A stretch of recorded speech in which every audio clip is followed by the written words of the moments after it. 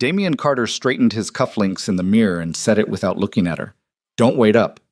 He had a gala to attend, Madrid's most important business event of the year, and his wife of 8 years was not invited. He'd already chosen who would stand beside him that night. Her name was Ava Monroe, and she was 31 years old, wearing a dress Damien had paid for, carrying a clutch he'd selected himself. Vivian Carter found out not from her husband, but from the dry cleaning receipt still folded in his jacket pocket. Dinner for two, Restaurant Alabaster, a Tuesday he'd claimed was a board meeting. She stood in the hallway of their €4 million mansion and read it twice. If you've ever been made to feel invisible inside your own life, like a comment below with the city you're watching from. I want to see how far this story travels.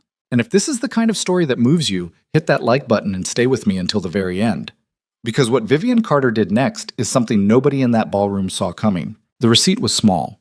That was the thing that kept striking Vivian as strange, how something that small could carry that much weight. It was barely the size of her palm, that slip of thermal paper from Restaurante Alabaster. She'd found it folded into thirds and tucked behind the dry cleaning ticket in the inside breast pocket of Damien's charcoal Brioni suit. She hadn't been snooping. She'd been doing what she always did on Thursday mornings, sorting his clothes for the housekeeper, checking pockets before anything went into the bin, a habit she'd developed years ago after he'd lost a USB drive that cost them 3 days of frantic searching. She almost threw it away without looking. Almost. The date printed across the top was a Tuesday, October 14th, a Tuesday that Damien had left the house at 6:45 p.m. In that exact suit, kissed Lily on the top of her head, and told Vivian not to bother with dinner because the board meeting would run late and he'd eat at the office. She had fed their daughter, given her a bath, read to her from the dog-eared copy of The Velveteen Rabbit they'd been working through for the past 2 weeks, and sat alone at the kitchen island with a glass of white wine and a magazine she didn't really read. The receipt listed 2 appetizers, 2 mains, a dessert course, and a bottle of Vega Sicilia Unico 2015. She knew that wine. Damien only ordered it for special occasions. Vivian stood in the hallway between the bedroom and the walk-in closet and felt the receipt go soft in her hands from where she was gripping it too tightly. Her fingers were leaving creases across the paper. The number at the bottom was €480. €480 on a Tuesday night at a restaurant she had suggested for their anniversary the previous spring, and he'd said was too fussy. She folded it back up, exactly as she'd found it, put it back in the pocket. Then she sat on the edge of the bed and stared at the wall for a very long time. This was not the first time she'd felt something was wrong. It wouldn't be fair to herself to pretend it was. The distance had been building for at least 18 months, maybe longer, in the way that distance in a marriage doesn't announce itself, but instead accumulates. A missed birthday dinner rescheduled to the following week, and then forgotten. A pattern of late nights that seemed too consistent for the organic chaos of business. The way Damien had started locking his phone screen whenever he set it face up on the counter. Vivian had told herself stories about all of it. She was good at that. She had a gift for constructing reasonable explanations and installing them neatly over the things she didn't want to look at directly. He was under enormous pressure. The Galveston acquisition was consuming everything. He'd always been a private person. She was reading too much into things because she'd been isolated and bored, and her closest friend, Mara, had been going through her own divorce, and probably Vivian was just absorbing some of that anxiety. She was 32 years old, and she had a 5-year-old daughter and a magnificent house in the La Moraleja district of Madrid, and a closet full of clothes she wore to fundraising luncheons and school pickup. She had a personal trainer who came on Mondays and Wednesdays. She had a credit card with no formal limit, and a housekeeper named Dolores who thought Vivian was a saint. What she didn't have, she had gradually stopped noticing herself not having. She and Damien had stopped sleeping in the same emotional space long before they stopped sleeping in the same bed. The physical intimacy had faded naturally, in the way it does when 2 people who once knew each other very well slowly become strangers who share a postal address. She hadn't pushed on it. She'd told herself that too was a phase, that this was what long marriages looked like, that her parents' marriage had also had its dry seasons. She had told herself so many things. Now she sat on the edge of the bed in her silk robe at 9:17 in the morning and looked at a wall and let herself, for the first time in a very long time, not tell herself anything at all. Well, Damien came home that night at the normal time, which was unusual enough that she noticed. He was in a good mood, expansive and relaxed in a way he rarely was, opening a bottle of something from the wine fridge and leaning against the kitchen counter and asking about Lily's day with a warmth that felt almost genuine. She watched him from across the island. "How was work?" she asked. "Good. Productive. We're close on the Galveston thing." "You've been saying that for 3 months." "Because it's been 3 months of being close." He smiled. It was a practice smile, the one he used in interviews, slightly wider than natural, showing just enough teeth. "These things take time, Viv. You know that." She nodded and poured herself a glass of water and thought, "You ordered the Vega Sicilia Unico." She didn't say it. She wasn't ready to say it, and more than that, she wasn't sure what saying it would break. The marriage, or just the comfortable silence that the marriage had become. She said, "Lily asked if you'd take her to the park this weekend." "Yeah, of course, Saturday morning. I'll take her." He did, actually. He took Lily to the park on Saturday morning, pushed her on the swings, brought her home with ice cream on her jacket, and looked for those 2 hours like a man who had his life completely together, like a man who had nothing to hide. Vivian watched them come through the door, her daughter's face flushed and delighted, and felt something complex and terrible move through her chest. She didn't go looking for more evidence. She didn't need to. She had already, on some level she hadn't acknowledged yet, found enough. What she did instead was call Nathan Reed. She and Nathan had known each other for almost as long as she'd known Damien. Nathan had been Damien's university roommate, then his first business partner, and he was one of the few people in their social world who had always treated Vivian as a person rather than an accessory. He was quieter than Damien, less combustible, the kind of man who listened before he spoke and meant it when he said he was fine. His wife, Cecile, had left him 2 years ago, amicably, apparently, though Vivian suspected the amicability had been harder earned than either of them let on. She texted him on a Monday morning. "Can we have coffee?" "Not a big thing, just catching up." He texted back within 20 minutes. Tuesday. Mercado de San Miguel, 10 a.m. She almost canceled 3 times before she went. Nathan was already there when she arrived, sitting at a corner table with 2 cortados and a look on his face that told her he already knew why she'd asked to meet. She sat down, picked up the coffee, didn't say anything for a moment. "You've seen it," she finally said. Not a question. Nathan looked at the table. "Vivian? Don't." She said it quietly. "Don't do the thing where you decide what I can handle. I'm not asking you to protect me. I'm asking you to tell me the truth." He was quiet for a long moment. Nathan was one of those people whose silences were considered rather than awkward. He wasn't stalling, he was thinking, and she had always respected that about him, even when it frustrated her. "How much do you know?" he asked. "I found a receipt. Alabaster, October 14th, dinner for 2, the Vega Sicilia." Something crossed his face, recognition, and underneath it something that looked like pain. Not for himself, for her. "Her name is Ava Monroe," he said. "She's a consultant. Strategic communications. She came on as a contractor for the Galveston deal about 8 months ago." 8 months. Vivian set her coffee down carefully. "He hired her himself," Nathan continued. "I didn't know what it was at first. She's sharp, genuinely, and the work she was doing was real work. But by February, I was seeing things that—" He stopped, pressed his hands flat on the table. "I should have told you sooner. I know that. I didn't know how." "How long has it been going on?" "I think 6 months. Maybe a little more." 6 months. Lily had been in preschool for 6 months.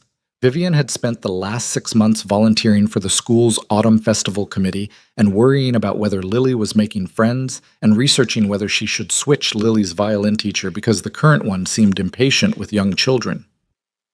"Is it serious?" she asked, and then, before Nathan could answer, "No, I know it's serious." "That's a stupid question. If it wasn't serious, he'd have ended it already." "He's planning to make it public," Nathan said. He didn't soften it. She had asked him not to. "After the Galveston deal closes. He's going to bring her to the Reyes Gala in November." The Reyes Gala, Madrid's annual charity gala for the Reyes Foundation, the city's premier social event attended by every significant figure in Spanish business and politics, the kind of evening that showed up in society pages and shaped reputations. Vivian had attended it every year for the past 7 years on Damien's arm. "And me?" she said. Nathan's jaw tightened. He was going to...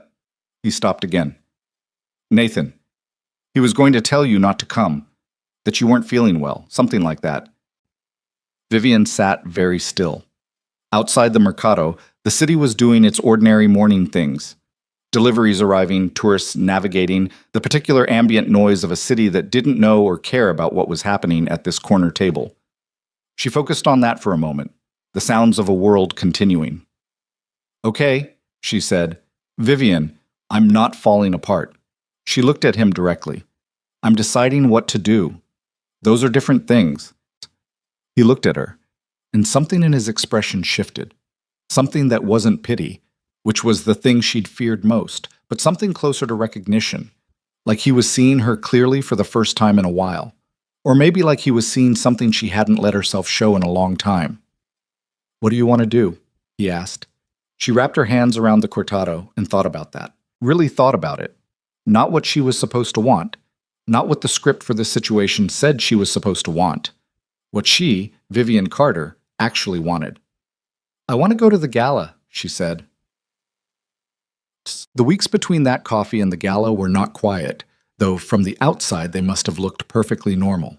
Vivian continued to do everything she always did. She took Lily to school, attended the violin lessons she'd kept with the impatient teacher because she'd decided she was probably projecting, drove to the school festival committee meetings, joined Damien for a dinner party at the Varela house on a Saturday in October where she wore a red dress and laughed at the right moments, and watched her husband across the table and tried to locate, somewhere in the architecture of his face, the man she had married. She thought she could still find traces of him sometimes. It made everything harder. What she was also doing, quietly and without announcement, was working. She called her own solicitor, not the firm Damien used, a different one, a woman named Elena Paredes who had an office near the Gran Via and a reputation for being extraordinarily thorough. She gathered records she had legitimate access to, financial documents connected to accounts she was co-signatory on, information about the structure of Damien's various holdings. She also talked to Nathan, more than once, in the kind of conversations that start as logistics and gradually become something else. Nathan had been watching the Galveston deal with increasing unease, not just because of Ava's personal involvement with Damien, but because of what he'd started to notice in the contract structures Ava had drafted. Terms that seemed designed to benefit a third-party firm Nathan couldn't immediately trace. Numbers that didn't align with the company's stated positions in ways that were just subtle enough to miss if you weren't looking. Nathan was looking. "She's been redirecting consulting fees," he told Vivian the third time they met. Not at Mercado de San Miguel this time, but at a small place near his office, a restaurant that was good, but not fashionable enough for anyone they knew to accidentally appear in. It's structured so it looks like normal operational costs, but when you trace the receiving entity, it ties back to a holding company that she's a partial beneficiary of. She's essentially billing Damien's company to pay herself twice. Vivian thought about that. Does Damien know? I don't think so. I think he believes she's exactly what she presents herself as. Nathan's voice had a particular flatness when he said it. Not contempt exactly, but something close. He's not a stupid man in business, your husband, but he's been distracted. Vivian nodded slowly. Can you document it? I'm already doing that. Good. She looked at her coffee. I want this ready before the gala. Not to use as a weapon, necessarily. Just, I want to know everything before I walk into that room. I don't want to be surprised. Nathan looked at her steadily. Are you sure you want to go? I'm sure I need to, she said, which was a different answer, and they both knew it. She bought the dress on a Tuesday afternoon, alone. She'd thought about asking Mara, but Mara was in the middle of her own difficult season and would have brought an energy Vivian didn't want. Supportive and well-meaning, but also slightly theatrical about the whole thing, and this wasn't a moment Vivian wanted witnessed with that particular frequency. She went by herself to a boutique off the Calle de Serrano that she'd walked past 50 times without going in. The woman who helped her was in her mid-50s, efficient and unsentimental, with the kind of taste that didn't need to announce itself. What are you going to? She asked. A gala. Black tie. What do you want the dress to do? It was a strange way to phrase it, but Vivian found she liked it. She thought about the question seriously. I want it to make people remember that I was there, she said. The woman nodded, as if that was a perfectly sensible brief, and went to the back of the store. She came back with 3 options. The one Vivian chose was emerald, a deep saturated green that sat somewhere between forest and sea, with a structured bodice and a skirt that moved cleanly without being ostentatious. It was not a dress that begged for attention. It was a dress that assumed it. She stood in the dressing room mirror and looked at herself for a long time. She'd been so careful these last few months not to look at herself too closely. There was something dangerous about mirrors when you were in the middle of deciding who you were going to be. They had a way of showing you things you weren't ready to reconcile. But she looked now. The dress was extraordinary on her, and she knew it. Not in a vain way, but in the plain, factual way you know something that is simply true. She was 32, and she had been invisible for a long time, and she had the kind of face and bearing that, when not actively suppressed, did not fade into the background of any room she entered. She had been suppressing it. She hadn't entirely realized that until right now. "I'll take it," she said. Damien came home 2 days before the gala and mentioned it almost as an aside, standing in the kitchen while Lily colored at the table. "The Reyes thing is Friday," he said. "I'm going to need to leave by 6. I've got a pre-event dinner with some of the partners." Vivian was slicing fruit. "I know when it is." "I was thinking, Lily's got that thing with school on Saturday morning, so maybe you'd rather just stay home. Keep things simple." He said it with a studied casualness, not looking at her, moving toward the fridge. "I can represent us both." Vivian set down the knife. Very calmly, very carefully. "I'm going," she said. Something shifted in his posture, subtle enough that only someone who'd watched him for 8 years would have caught it. "Viv, I've been going every year. I already RSVP'd. Dolores will watch Lily." She picked the knife back up. "It's not a discussion, Damien." He looked at her then, and she looked back and held it, and didn't fill the silence with an excuse or an apology or any of the softening phrases she might have used 6 months ago. After a moment, he said, "Fine. Okay," and left the kitchen. She went back to slicing fruit, and her hands were completely steady, and she found that slightly surprising. On the afternoon of the gala, while Lily was napping and Dolores was in the kitchen, Vivian sat at her vanity and did her own makeup. She'd thought about getting someone in, a makeup artist she'd used for a few charity events, and then decided against it. This felt like something she needed to do herself, needed to be a deliberate act, each small step of it. She took her time. She wasn't performing for anyone in this room. When she was done, she looked at herself again. The woman looking back at her was someone she recognized. Not from the last few years, but from further back, from the version of herself who had walked into rooms and known that she belonged there. The version who hadn't yet learned to make herself smaller. She thought about the receipt.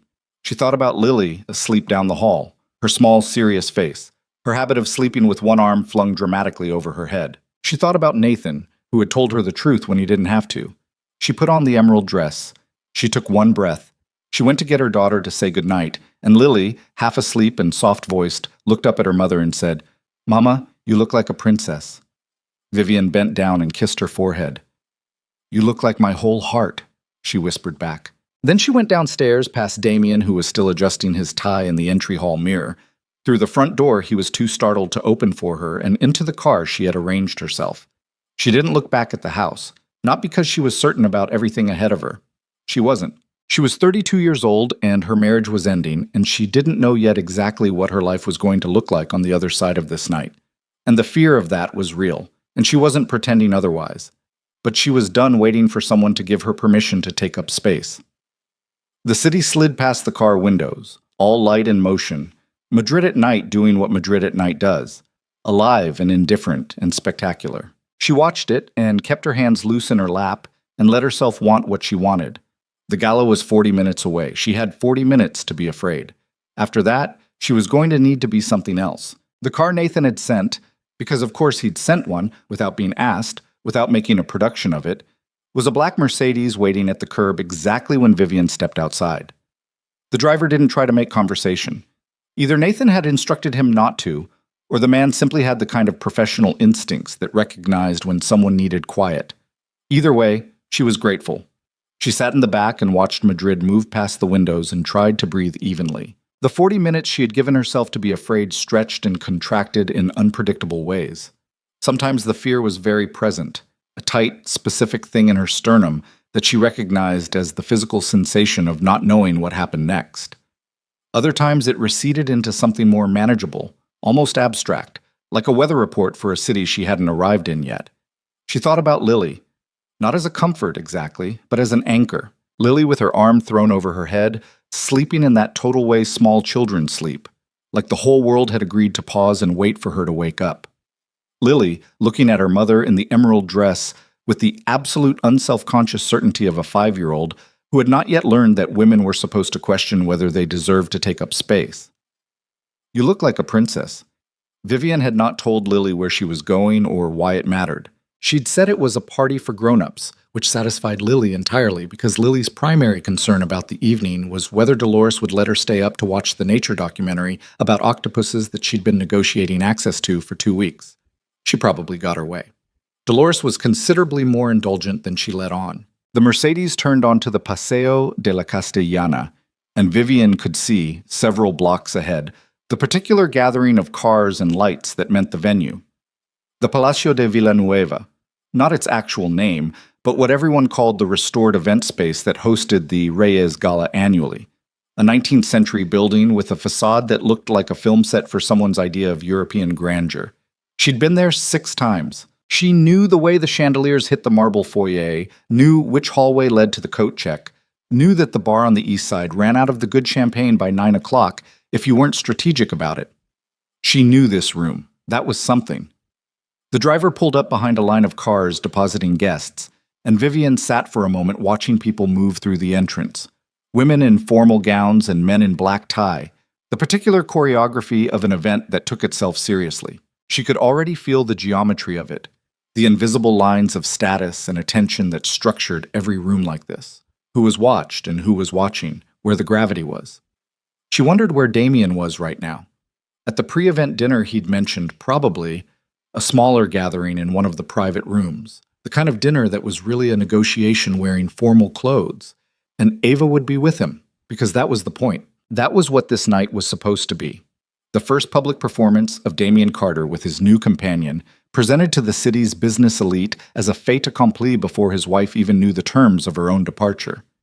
Vivian had spent a good deal of the last 3 weeks sitting with how that felt. Not the betrayal itself, she'd had time to begin metabolizing that, or at least to understand its dimensions, but the specific quality of being planned around, strategized over, treated as a variable to be managed rather than a person to be spoken to. Damien had been, for months, running a calculation in which she was a factor to be minimized, and he'd done it with such confidence in her passivity that he hadn't even bothered to be particularly careful. The dry cleaning receipt, tucked in his breast pocket, as if it never occurred to him she might look. The driver opened her door. Vivian gathered her evening bag and stepped out. The foyer of the Palacio de Villanueva was already busy when she arrived, that particular pre-dinner density of people holding champagne and performing the specific social labor of these events, making the conversation look effortless while simultaneously calculating every angle of it. The chandeliers, she remembered, did exactly what they always did, throwing gold light across marble floors that had been polished to an almost aggressive shine. She checked her coat and took a glass of champagne from a passing tray and stood for a moment near the entrance to the main reception room, just long enough to get her bearings. Several people looked at her, not all at once, not in any dramatic way, but she noticed it, the small recalibrations of attention, people in the middle of conversations whose eyes moved toward her and then moved back to their companions, but with something slightly different in their posture. She was used to being Damien Carter's wife at events like this. What she was less used to was the particular quality of attention she was getting now, which felt less like social accounting and more like recognition, maybe, of something she couldn't quite name yet. She stood up a little straighter, not performing, just letting herself be the height she actually was. "You made it." Nathan appeared at her left shoulder, moving through the room with the slightly deliberate efficiency of a man who didn't particularly enjoy these events but had learned to navigate them.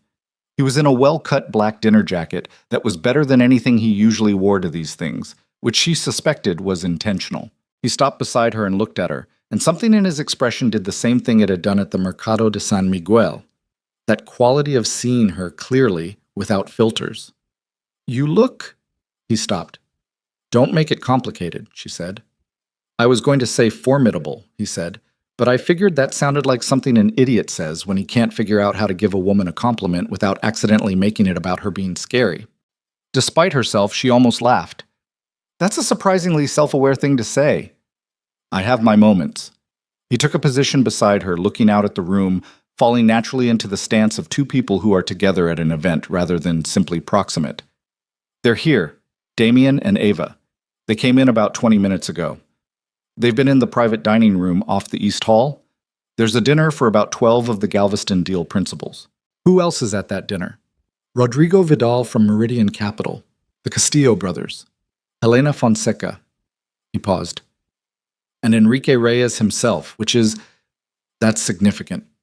Damien's been trying to get a private conversation with Reyes for 18 months. Tonight is that conversation. Vivian understood the weight of this. Enrique Reyes was the founder of the Reyes Foundation and the patriarch of one of Madrid's oldest industrial families. His quiet endorsement of a business venture could open doors that money alone couldn't, and his disapproval could close them just as permanently. Damien had been trying to get into Reyes's orbit for years. The gala was supposed to be the moment. So if something disrupted that dinner, she started. Let's not get ahead of ourselves, Nathan said. Gently but firmly, the way he said things when he meant them. There's no plan to disrupt anything. You're a guest at this event. You're attending the gala that you attend every year. Whatever happens, happens because the truth is true, not because we engineered something. I know, she said. And she did. She wasn't interested in a scheme. Schemes required a certain kind of anger that she didn't quite have, dull, not the cold, plotting variety anyway. What she had was something else. Clarity, maybe. The particular quality of attention that comes when you've stopped pretending not to see something and you're just looking at it, steadily, without blinking. Nathan reached into his jacket and produced a folded document, which he passed to her with no preamble, as if they were exchanging business cards. What is this? What I've been putting together for the last 3 weeks. The contract structures, the fee arrangements, the holding company. It's not everything. I've given the full analysis to Elena Paredes already, and she'll move forward with the formal process through the appropriate channels. But this is the summary version. Enough for anyone who knows how to read it to understand what Ava Monroe has been doing. Vivian looked at the document without opening it. Does Damien know you have this? No. And if he did? Nathan was quiet for a moment. Damien and I have been friends for 22 years, he said finally. I don't think I fully appreciated, until recently, how much of that friendship was built on me not asking too many questions. I asked questions this time. He paused. I think the friendship might not survive it. Another pause. I've been sitting with that. She looked at him then. Not at the room. At him. Nathan Reed, who was 54 years old and who had built a successful career as Damien Carter's shadow, who had been reliable and competent and quietly indispensable for 2 decades, who had come to her coffee meeting with his jaw already set and had told her the truth with no more dramatizing than the truth required. I'm sorry, she said, that it cost you that. Don't be. He said it quickly, then seemed to reconsider. I mean, it's complicated. I'm not going to pretend it's simple, but... He looked at the document in her hands. Some things you can't not do. She nodded and put the document into her evening bag, which was barely large enough to hold it and required some careful arrangement, which struck her as mildly absurd and almost helped. Okay, she said, tell me what's in that room. What Nathan told her in the next few minutes standing near the edge of the reception room while the gala filled in around them was this. The dinner in the East Hall private room had been Ava's idea, not Damien's. She had orchestrated the guest list and the seating and had positioned herself as the connector, the woman who had the relationships and the access and the strategic intelligence to make the Galveston deal not just financially viable, but socially legitimate. Enrique Reyes had agreed to attend primarily because his foundation had a long-standing relationship with Meridian Capital, and Rodrigo Vidal had told him it was worth his time. He didn't know Ava Monroe. He hadn't vetted her. He was 71 years old, and he ran his empire on the basis of trusted relationships, and Ava had borrowed the credibility of those relationships without having earned any of it herself. She's smart, Nathan said, and said it plainly, without qualification. I want to be clear about that. What she's done, the positioning, the access she's created, that takes genuine skill. The fraud is embedded inside something real. Vivian appreciated that he said it that way. She had spent enough of the last 3 weeks trying not to think about Ava Monroe as a person. It was easier to think of her abstractly, as a situation, a problem, a category of wrongdoing, that this reminder of her dimensionality was useful, even if it was uncomfortable. "Does she know about me?" Vivian asked. Nathan hesitated, which was its own kind of answer. "What does she know?" Damien told her. I think he told her that the marriage was essentially over, that you'd both acknowledged it and were just waiting for the right moment. He stopped. "I don't know what she knows about you as a person. My sense is she's thought about you mostly as—" He seemed to be looking for a word that was accurate without being cruel. "An obstacle," Vivian said, "or a variable. Something to be accounted for and managed." A beat. "She doesn't know you're here tonight." Vivian turned that over. "And Damien?" "He knows, I assume. He would have seen your RSVP on the guest list. His assistant handles those for your household. He didn't say anything to me about it after that night in the kitchen." "No." Nathan's tone was neutral. "I imagine he thought you wouldn't actually come." She considered that. The assumption, solid and easy, and based on everything she'd been for the last several years, the wife who stayed home, who deferred, who looked away from the things that were uncomfortable to look at. The woman who found the receipt and put it back in the pocket. He'd miscalculated. She had too, for a long time, but at least her miscalculation was over. "There's one more thing," Nathan said. She looked at him. "Ava's been managing the public narrative around Damien for the last several months. Media relationships, profile pieces, the kind of social positioning that builds a person's reputation. Part of what she's been constructing is a version of Damien that doesn't include a wife." He paused. "There's a journalist here tonight, Claudia Vega from Inversión y Sociedad. Ava arranged for her to be at the gala specifically to get photographs and a profile opportunity. The plan is to introduce Damien and Ava to Claudia, with Reyes if possible, and have the whole thing framed as—" He made a small, controlled gesture with one hand. "A new chapter." "A new chapter," Vivian repeated. "That's the phrase I believe was used, yes." She was quiet for a moment, then, "Do you know Claudia Vega?" "We've met 3 or 4 times. She's good at her job. Thorough." "I'd like to talk to her tonight." Nathan looked at her steadily. "About what?" "About whatever she finds interesting." Vivian smoothed the front of her dress, a small, unconscious gesture. "That's Claudia's call, not mine. I'm just—" She paused. "I'd like the introduction." He held her gaze for another moment, and then he nodded, once, slowly. Not with enthusiasm exactly, but with a kind of careful respect. "All right," he said. The dinner portion of the evening began at 8, and Vivian found herself seated at a table near the center of the ballroom that was, she suspected, exactly where Nathan had arranged to have her placed. Not hidden in a corner, not tucked away where she could be pretended past. Right in the room, visible, at a table with Rodrigo Vidal's wife, Leonora, who was 70 and formidable and had always liked Vivian, and 3 other couples she knew reasonably well from years of exactly this kind of event. She sat down and put her evening bag under her chair and picked up the menu and was, briefly, completely normal about it, because the alternative was falling into her own head and the dinner had barely started and she had a long night to get through before anything resolved itself. Leonora Vidal, seated to her left, leaned close immediately.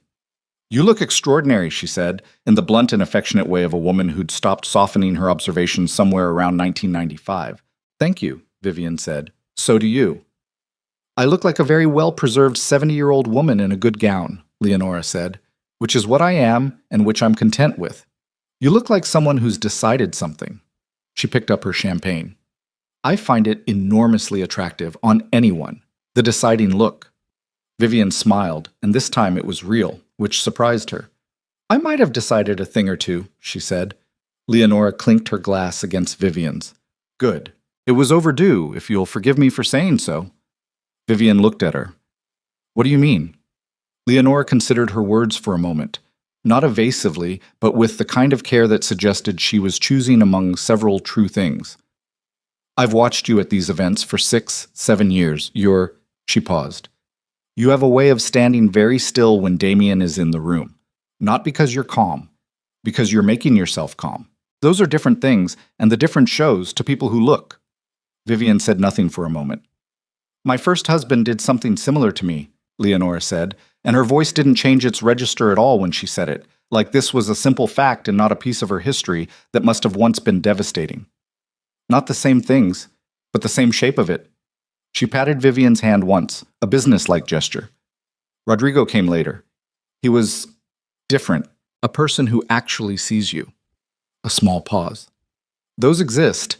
I'm not saying this to give you hope about some abstract future. I'm saying it because it's true. The first course arrived and Leonora began to talk to the woman on her other side, and Vivian sat with what she'd said and ate her soup and looked across the room and let the evening move around her. She saw Damien at 9:15.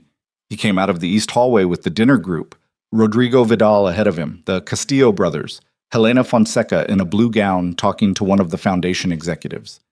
Enrique Reyes was at the center of the group, shorter than she'd imagined from photographs, with the kind of contained authority that didn't need height to project itself. And Ava Monroe. Vivian had prepared herself to see her. She'd looked her up in the days after the coffee with Nathan. Professional photos, a LinkedIn profile that was carefully curated, a couple of mentions in industry publications. She was attractive in the polished, high-resolution way of someone who understood that their appearance was part of their professional capital. Dark hair, good bone structure. The particular kind of poise that comes from having practiced projecting confidence for long enough that the performance and the reality have begun to blur. She was walking close to Damien, not holding his arm, too public for that. Not yet. This was still a controlled reveal, but close enough that the geography said something. Damien had not yet seen Vivian. She watched him scan the room, doing the social calculus of these events, where to position himself, who to approach. He had a glass of something in his hand and a particular expression that she recognized, the version of him that was performing well, that was operating at the level he'd spent his whole adult life aspiring to. He looked good. That was the complicated truth. He was 51 years old, and he was in very good shape, and he wore black tie well, and in this room, in this light, he was exactly the figure he'd always wanted to be. He hadn't seen her yet. Then he did. She watched it happen. His eyes moved across the room in their routine scan and then stopped, just for a moment.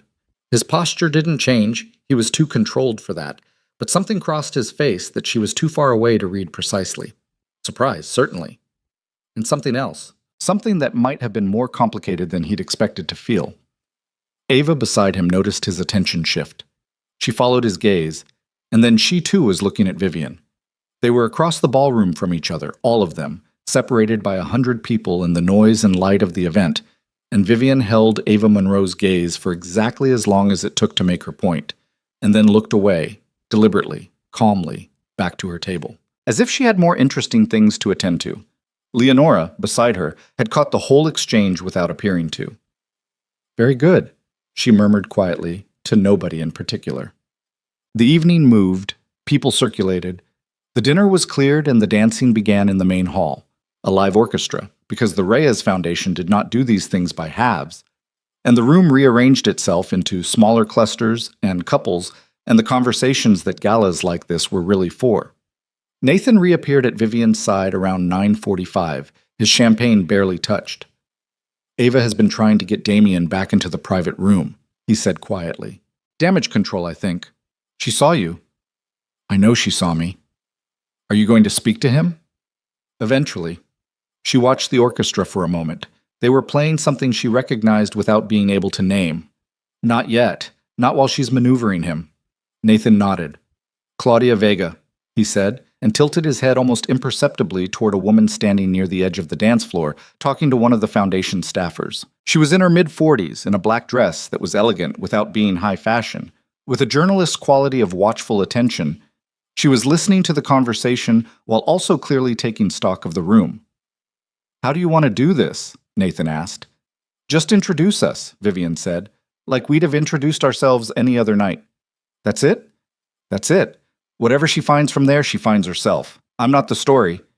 A small pause. "But I'd rather she have context than not." He thought about that for a moment. Then he walked her over to Claudia Vega with the relaxed confidence of a man making an introduction at a perfectly ordinary evening, which was also, she thought, a skill she hadn't fully noticed in him before. "Claudia, do you know Vivian Carter? Damien's wife. She's one of the main forces behind the Foundation's Women's Enterprise program, which doesn't get nearly enough credit." Claudia Vega's handshake was firm, and her gaze was immediate and direct. "We've met briefly," she said. "2 years ago, I think. The Foundation anniversary dinner." "I remember," Vivian said, which was almost true. She remembered the dinner, the specific conversation she was less certain of.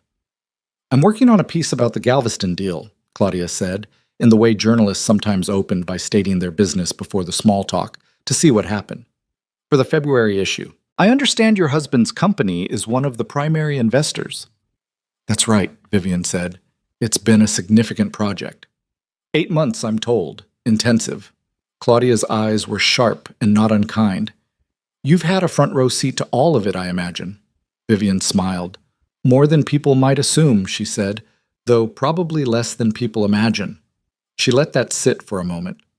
"I'd be curious to know, when you finished your research, what the full picture looks like. Sometimes what gets presented publicly and what's been happening structurally can be quite different things." It was carefully said, deliberately vague. The kind of sentence that meant nothing if you didn't already have a question forming, and meant a great deal if you did. Claudia Vega looked at her with an expression that had become, in the last 30 seconds, considerably more alert. "I'd be interested in a conversation," she said, "if you're open to it."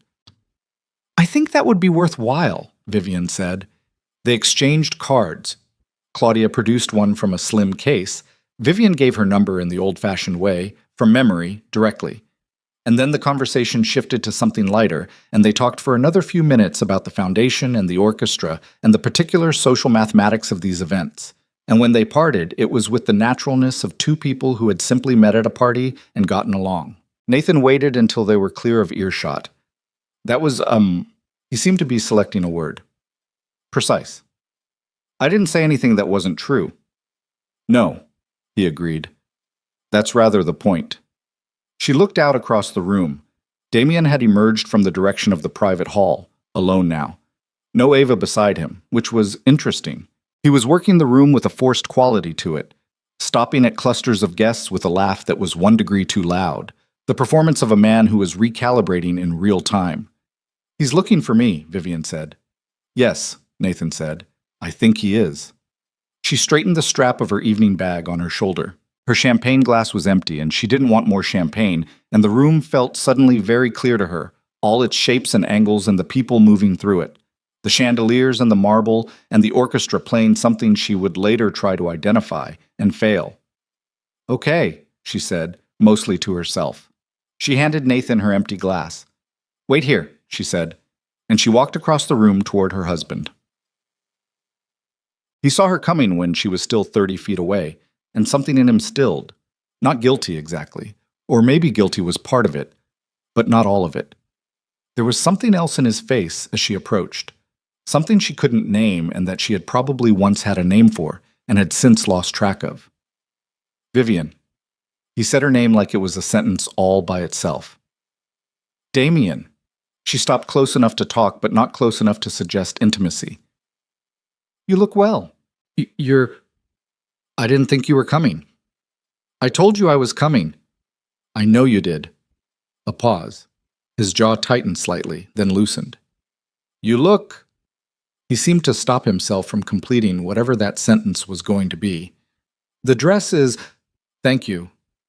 She didn't wait for him to finish. "I met Claudia Vega tonight, the journalist from Inversión y Sociedad." Something changed in his expression. Fast, barely perceptible. "When?" "About 20 minutes ago. Nice woman. Very thorough, from what I can tell."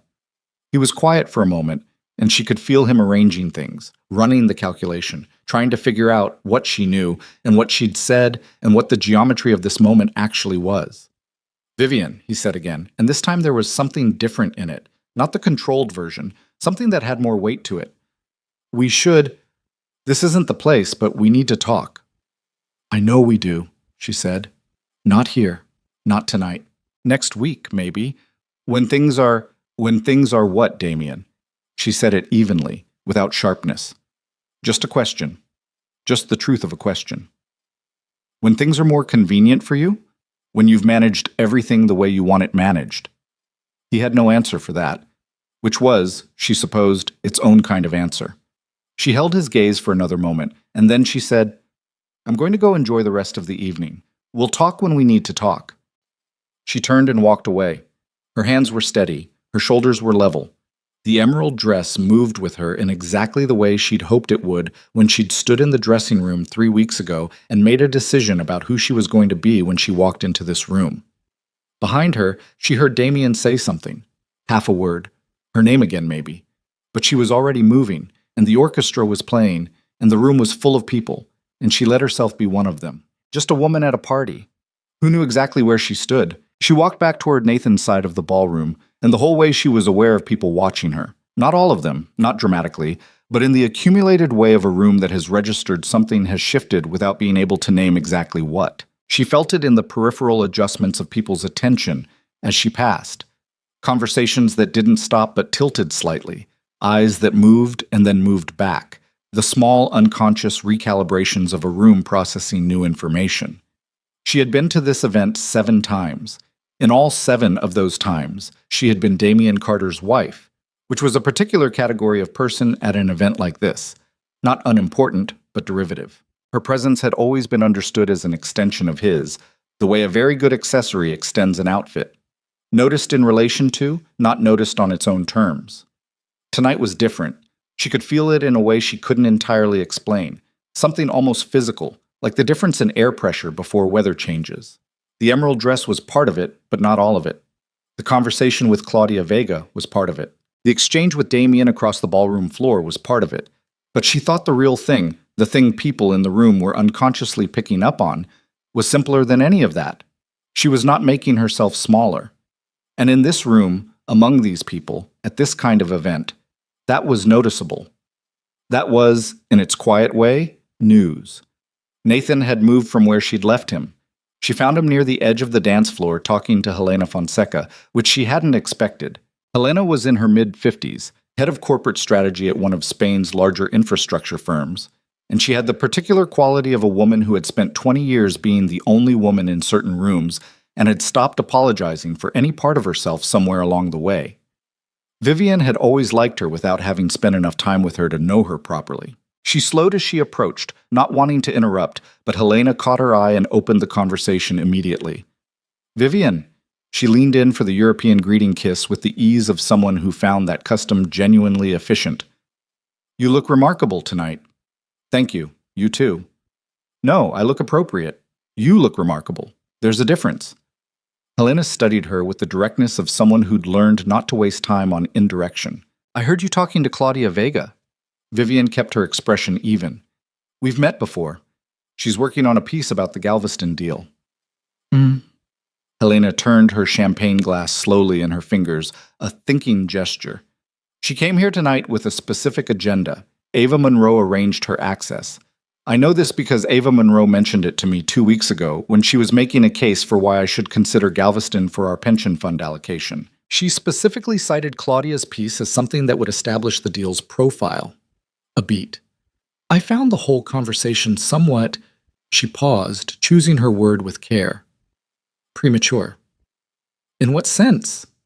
In the sense that Ava was selling something she didn't entirely own, Helena said. The deal, the access, the credibility. She was packaging things that weren't hers to package.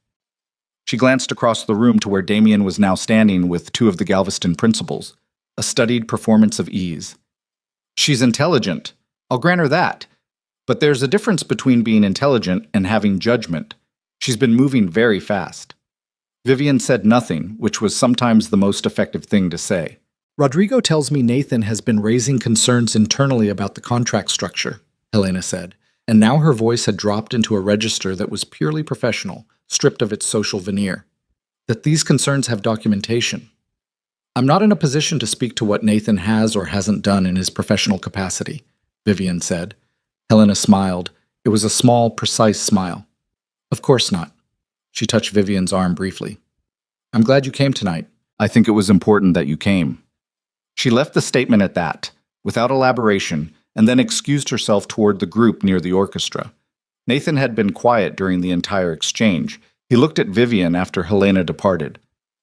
How much of that were you expecting? He asked. None of it, she said honestly. Is what she said about Rodrigo true? He knows about the contract concerns? I spoke to him last week, Nathan said. Not in detail, but enough. He needed to know what he might be stepping into before that dinner with Reyes tonight. A pause. Helena was at that dinner. So whatever Ava was trying to construct in that room, Rodrigo and Helena already knew the architecture had problems. Vivian absorbed this. She thought about the dinner in the East Hall, all 12 people around that table, and Ava Monroe at the center of it, performing the version of herself she'd been constructing for months. Confident, connected, essential. And two of the people at that table had already known that the foundation was cracked. Does Ava know? Vivian asked. That Helena and Rodrigo know? I don't think so. Not yet. And Damien? Damien knows what Ava has told him. Nathan's voice was measured. Which is a curated version of events. Vivian looked across the ballroom to where her husband was standing. He was laughing at something one of the Galveston men had said, and the laugh was almost right, almost the real one, close enough that someone who didn't know him well wouldn't hear the difference. She had known him well. Once. I want to find Ava, she said. Nathan looked at her sharply. Vivian, I'm not going to make a scene. She said it patiently. I'm not going to do anything that makes this evening into something we'll all be embarrassed about. I just want to... She paused. I want to see her. Talk to her, maybe. Just talk. I'm not sure that's the right... Nathan. She looked at him directly.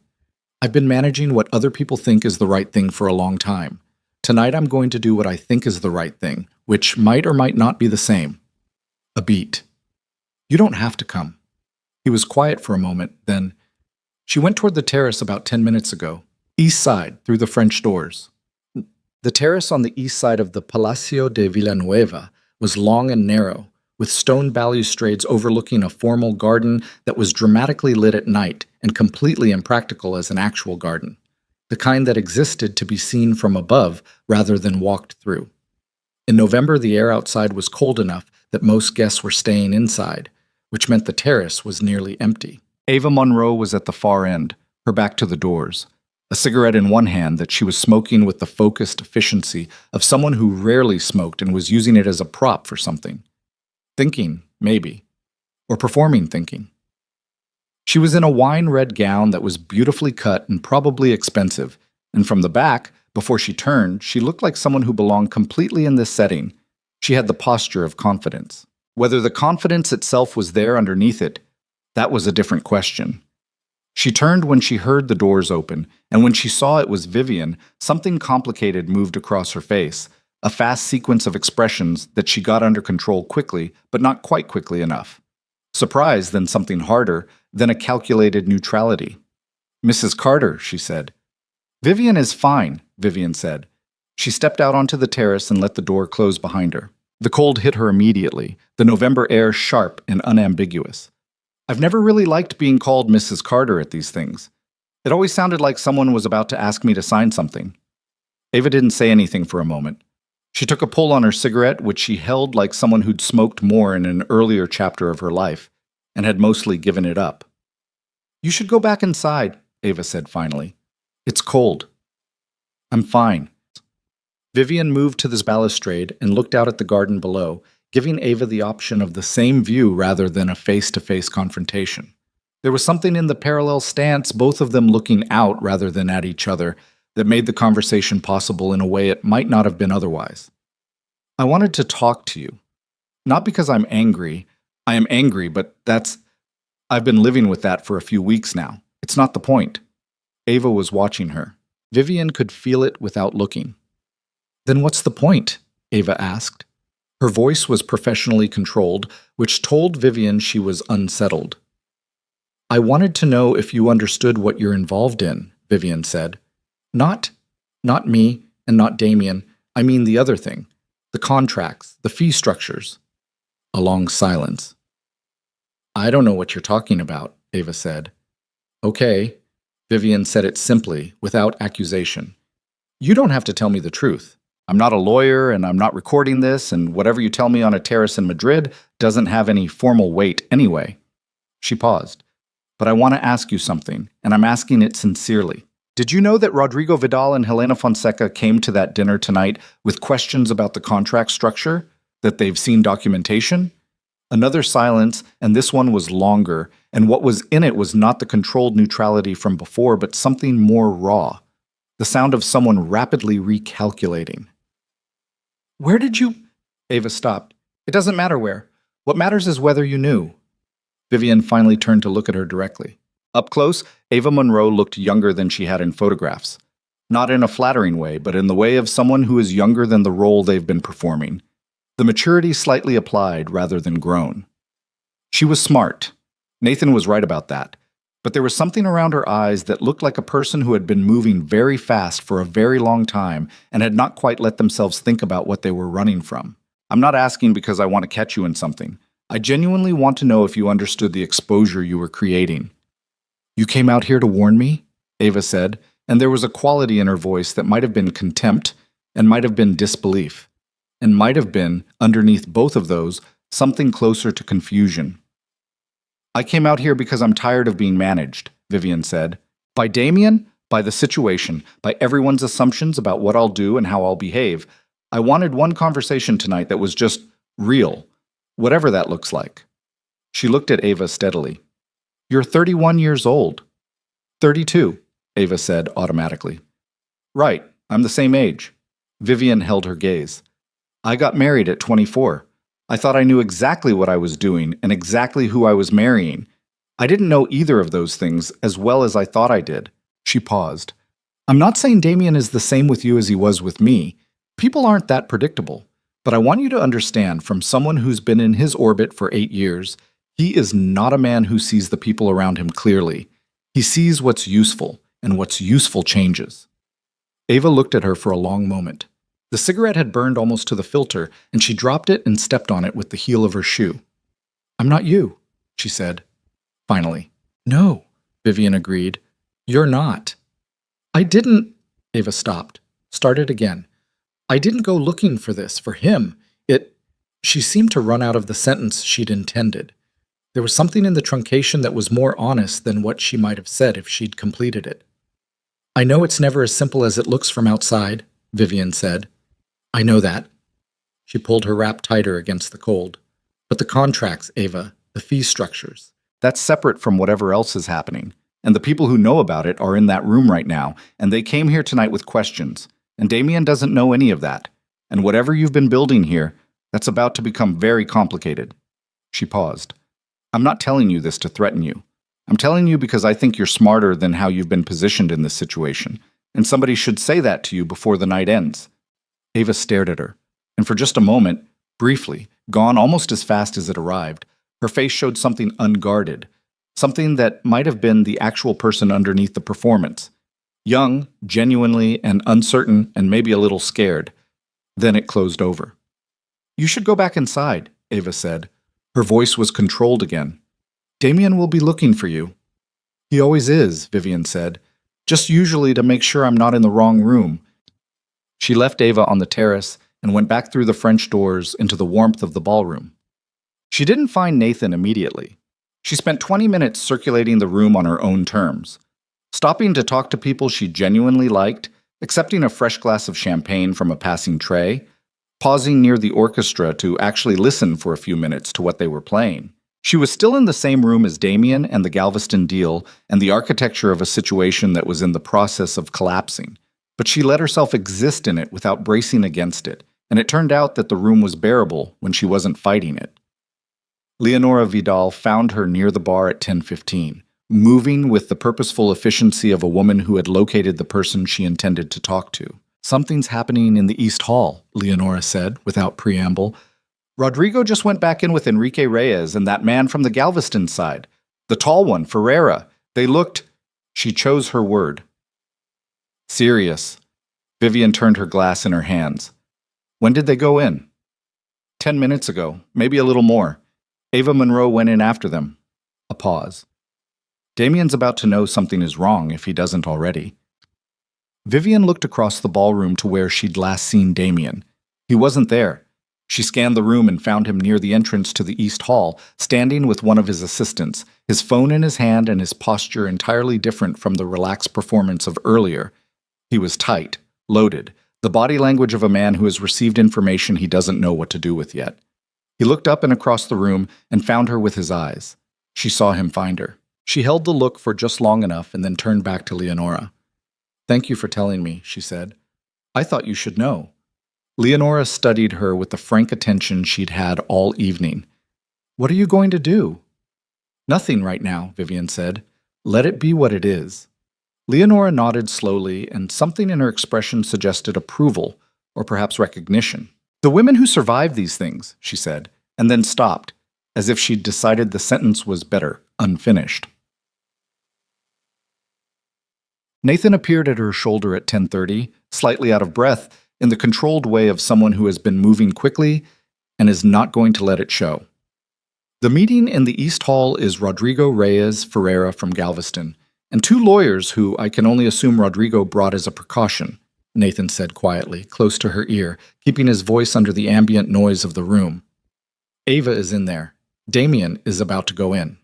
"What's the meeting about?" "The contracts, specifically the third-party fee structures, the holding company." Rodrigo apparently confronted Ferreira at the dinner, and Ferreira didn't have answers. "So now everyone's in a room together with lawyers." He paused. "Enrique Reyes walked out of the main gala 20 minutes early to go into that meeting, Vivian. He doesn't do that." She understood what that meant. Reyes's endorsement, the thing Damien had been working toward for 18 months, the crowning piece of this evening's carefully constructed performance. Reyes was now in a room looking at evidence that the deal's strategic architect had been defrauding the company. Whatever Damien had hoped to walk out of this evening with, it was not this. "Damien's going to come out of that meeting very different than he went in," Nathan said. "I know. Are you—" He seemed to look for the right phrasing. "How are you doing?" It was such a straightforward question that she almost didn't know how to answer it. "I don't know yet," she said honestly. "I will know later. Tonight hasn't finished happening." He nodded. They stood together in the ballroom, which was still doing its ballroom things all around them. People dancing, the orchestra doing something slow and Spanish, the chandeliers being as magnificent as chandeliers at events like this are contractually obligated to be. And the ordinary ongoing fact of the evening sat alongside everything that was happening in a closed room 30 meters away, and both things were equally real. She thought about what she'd said to Ava on the terrace. She turned it over, examined it, wondered if she'd done the right thing or something more ambiguous. She genuinely couldn't tell. She'd meant it as, not kindness exactly, but something in that vicinity, a refusal to conduct this whole situation entirely in the register of tactics and damage. She didn't know if Ava had heard it that way. "Can I ask you something?" she said to Nathan. "Yes." "When you came to me, that first coffee, you didn't have to. You could have, I don't know, stayed out of it, told yourself it wasn't your business." Nathan was quiet for a moment, looking out at the dance floor. "I told myself that for a while," he said. 3 months, maybe, between when I understood what was happening and when you texted me." He paused. "And then you texted me, and I was relieved that I didn't have to keep telling myself that anymore." "But why? You'd known Damien longer than you've known me. She stopped. "My loyalty should have been to him." He said it flatly. "Yeah, I've thought about that, spent a lot of time thinking about it." He turned his glass in his hands, the same thoughtful gesture she'd always associated with him, even from years back. "The thing is, I've known Damien for 22 years, and in all that time I watched him do something that I don't think he was even fully aware he was doing. He just gradually stopped believing that anyone in his orbit had an interior life that mattered as much as his own." He paused. "It's not like he sat down one day and decided to be that person. It just accumulated. And at some point, the loyalty I'd given the younger version of him was being lent to a version of him that was different, that I didn't necessarily endorse." He said the last part simply, without drama, and it landed the same way. "And me?" she asked. He glanced at her. "What about you? Why did you come? Not why did you tell me the truth? I understand that. But why did you show up? Why the car? Why tonight?" There was a pause, not an uncomfortable one. The kind of pause where someone is deciding how honest to be, and the decision comes down somewhere further toward honesty than they might have initially intended. "Because I wanted to," he said. "Because I thought you shouldn't have to walk into that building alone." A shorter pause. And because I've been watching you make yourself invisible for 3 years and thinking that was a waste of something that shouldn't be wasted. She looked at him. He was looking at the dance floor. That's a personal thing to say, she said. I know, he said. I'm aware of that. I'm not. He stopped. This is not the night for that conversation. Tonight you have more important things than whatever I'm. He shook his head. Forget it. I'm not going to forget it, she said. But you're right that it's not tonight. He nodded, once, and they stood in companionable silence for a moment, which felt, she thought, like its own kind of honesty. Damien came out of the East Hall at 11 o'clock. She knew it the moment it happened, not because she saw it, but because the room shifted. That same subtle pressure change, the accumulation of attention moving toward a point. She turned and saw him standing in the hall entrance, and the version of him that had walked in there 40 minutes ago was not the version that came back out. He looked, reduced was the word that came to her, though she didn't mean it cruelly, like something structural had been removed and the whole shape of him had settled, slightly, downward. He was still in the same perfectly fitted dinner jacket, his tie still precisely knotted, but the performance was gone. The thing that had held all that precision together was simply not there anymore. He scanned the room, found her, and started walking toward her. Nathan, beside her, straightened slightly. Do you want me to? Stay, she said quietly. Please. Damien reached them and stopped. He looked at Nathan with something complex and unresolved, and then looked at Vivian, and what was in his face was not the thing she'd expected. Not anger, not calculation, something raw and less managed. She's been billing us through a shell company, he said. His voice was low, controlled, but thin at the edges. Rodrigo had it documented. Reyes's lawyers are... He stopped. It's significant. The liability exposure is... He stopped again. Vivian said nothing. She told me... He started the sentence and then seemed to realize he didn't know how to finish it, and stood there for a moment with half a sentence between them, and she thought he probably looked right now more like himself than he had in years.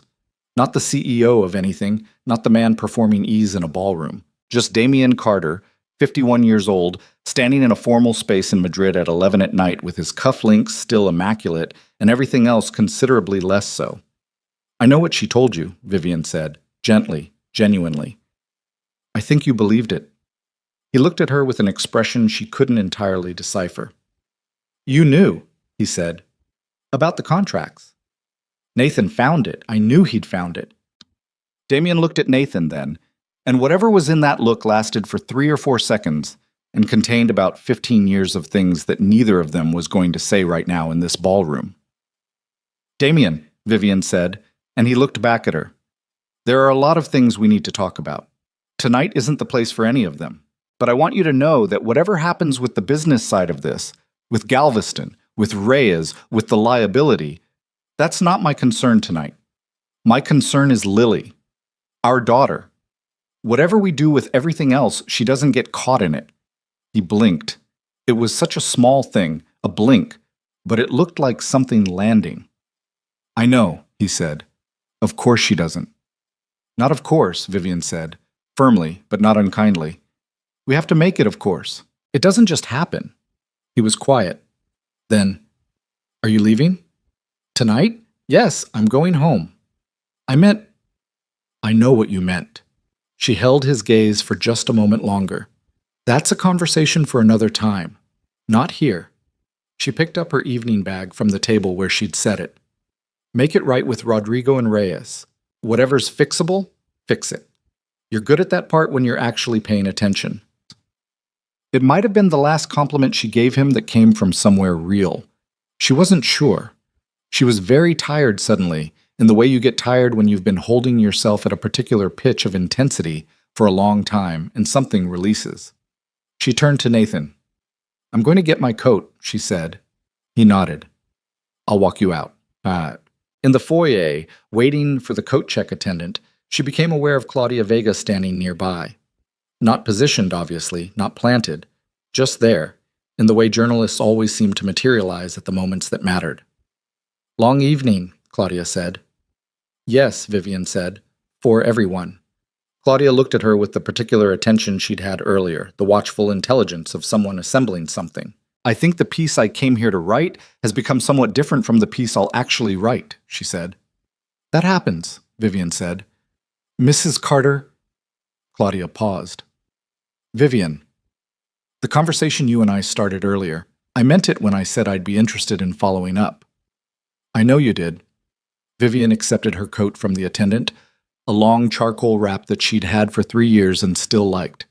Call me next week. I'll answer my phone. Claudia nodded once. The coat check attendant handed Nathan his jacket, and they walked out through the main entrance of the Palacio de Villanueva, through the heavy doors and down the stone steps, into the cold November air of Madrid, where the city was doing what Madrid does at 11 o'clock at night, which is to say, still very much awake, indifferent and beautiful, and not particularly concerned with the interior dramas of the people moving through it. The car was where it was supposed to be. The driver was out and had the door open before they'd reached the bottom of the steps. Vivian stood for a moment before she got in, letting the cold air hit her face, looking up at the building they'd just come out of with its lit facade and the sounds of the orchestra still faintly audible. She had walked into that building at 8:15 as a woman who had been made to feel like she wasn't supposed to be there. She was walking out at 11:10, and nobody had managed that. Nobody had made her anything she hadn't consented to be. She got in the car. Nathan got in beside her, and the driver closed the door, and they sat in the warm quiet of the back seat as the car pulled away from the curb and into the city. For a while, neither of them said anything. The city slid past. Vivian rested her head against the seat and let herself be tired, just be tired after weeks of not being allowed to be. Thank you, she said finally, for tonight, for all of it. You didn't need me, Nathan said. That's not the same as not being glad you were there. He looked at her, and she looked back, and the car moved through Madrid at night, and neither of them said anything more. And that was fine. That was, she thought, more than fine. Some things could wait for the right time to become what they were going to be. She was learning to be good at waiting, but differently than before. Not the waiting of a woman holding herself still in someone else's room. The waiting of a person who has somewhere to be and knows it and can afford to take the long way around. Outside, Madrid glittered and moved. Inside the car, the night was quiet. She closed her eyes and let it be. She got home at 11:45 to find Lily asleep in her own bed, which meant Dolores had won the octopus documentary negotiation at some point, and then gotten Lily to sleep at a reasonable hour, which was a more impressive diplomatic achievement than anything that had happened at the Palacio de Villanueva.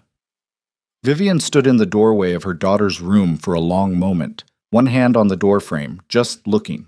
Lily slept with the particular totality that children have, completely committed to it, arm over her head in that dramatic flung-wide gesture, her face slack and peaceful in the way it almost never was when she was awake and had opinions about things, which was always. She had Damien's coloring, darker than Vivian's, that particular warm-toned olive skin, but she had Vivian's mouth, and she had something in her expression even in sleep that was entirely her own, something Vivian had never quite been able to attribute to either of them. Lily was already herself in a way that was going to be either wonderful or exhausting, or probably both as she got older. Vivian crossed to the bed and pulled the blanket up slightly, without waking her, which she managed, and then she stood there another moment and thought about the kind of life she was going to have to build now, and the fact that Lily would be in the center of it, and the weight of that was real, and also, she found, not frightening in the way she'd expected. She was afraid of plenty of things. The logistics, the lawyers and the documents and the negotiations that were coming. The specific grief of ending something that had once been genuinely good, even if it had become something else. The conversations with Lily, in the future, age-appropriately paced, about why her parents didn't live together anymore. Those things were real, and she wasn't pretending they weren't. But the life on the other side of them, that didn't frighten her. She found, standing in her daughter's bedroom at midnight in an emerald dress, that what she mostly felt toward that future was something closer to hunger. She went to change out of the dress, hanging it carefully because she thought she would want it again someday in a different context. And then she sat at the kitchen island with a glass of water and her phone and waited to feel something definitive. Nothing definitive came. What came instead was a low, steady hum of something that she eventually identified as relief. Not the relief of a crisis averted. The crisis was very much still in progress and would be for months, but something more specific. The relief of having stopped pretending. Of having walked into a room as herself and walked out still herself and not had the building fall down. She texted Nathan, "Home safe. Thank you again for everything." He replied within 2 minutes, "Good. Get some sleep. It starts in earnest tomorrow." She smiled at her phone briefly, alone in her kitchen at midnight, and then she drank her water and went to bed. It started, as Nathan had predicted, the next morning. Damien called at 8:15. She was in the middle of getting Lily ready for the school festival thing. Small crisis involving a missing left shoe and a disagreement about whether a butterfly hair clip was appropriate for the occasion, and she let it go to voicemail. He called again at 8:47 after Lily was in the car with Dolores. This time she answered. "I need to talk to you," he said. "I know you do." "Not on the phone. Can I come home? Can I come to the house this morning?" She noted with a small, precise awareness that he'd corrected himself. Come home, and then come to the house. The recalibration had already started, the language adjusting itself to the new reality before either of them had formally defined it. 11 o'clock, she said. "I need to make some calls first." He agreed and rang off, and she immediately called Elena Paredes, her solicitor. Elena answered on the second ring in the crisp, forward manner of someone who did not waste the first 5 minutes of any professional conversation on throat clearing.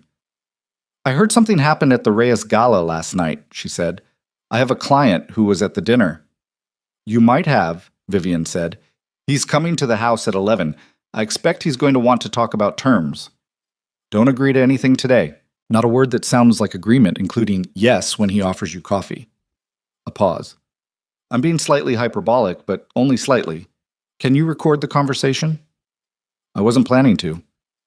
"It's legal in Spain with one-party consent, but if you're uncomfortable, don't. Just listen to everything he says and call me immediately after." A shorter pause. "And Vivian, if he comes in cooperative, don't mistake that for the whole picture. Cooperative today can become contested next month. People change when the lawyers start calculating." "I know," Vivian said. "I'm not naive about this." "I know you're not. I'm reminding you because even very unnaive people occasionally want to believe the easier version of how something is going to go." Elena's voice had the particular quality of someone who had spent 20 years watching exactly that happen. "Call me after 11, he said. Damien arrived at 10:58, which meant he'd been waiting somewhere nearby so as not to be late, which was a Damien thing she'd always known about. He was constitutionally incapable of being late to something he considered important, even when being 2 minutes early made him look as if he'd been sitting in his car around the corner, which she was almost certain he had. She opened the door herself, having given Dolores the morning off with Lily. He looked like a man who had slept badly, which he probably had. He was in weekend clothes, dark jeans, a cashmere sweater, the clothes of someone who had deliberately not put on the armor of a suit, which she read as either genuine or strategic and couldn't entirely tell which. He had not shaved, which was unusual enough that she noticed it. Damien shaved every morning with a consistency she had found, in the early years almost romantic in its orderliness, and had later stopped noticing and was now noticing again from a completely different angle. "Come in," she said. He came in and stood in the entry hall of his own house, with the slightly diminished quality she'd seen in him at the gala last night, the thing that happened to people when the structure they'd been inhabiting collapses and they're standing in the rubble of it not quite sure where to put their feet. She led him to the kitchen, which was a deliberate choice. Not the formal sitting room, not his study, not the places that belonged to the performance of their marriage. The kitchen was neutral ground. Also, it was where she was most comfortable, and she had decided, somewhere between 11 last night and 8 this morning, that she was going to stop calibrating her comfort level to other people's. She made coffee. He sat at the island and watched her do it, and didn't speak until she'd set a cup in front of him and taken the stool across from him with her own. "I've been on the phone since 6 this morning," he said. "With the lawyers?" "With everyone. Rodrigo Ferreira, Reyes's office." He wrapped both hands around the mug. He exhaled through his nose. "It's significant. What Ava did. The liability exposure is. We're looking at clawbacks, potential regulatory issues. The Galveston deal is on hold pending an independent audit." He paused.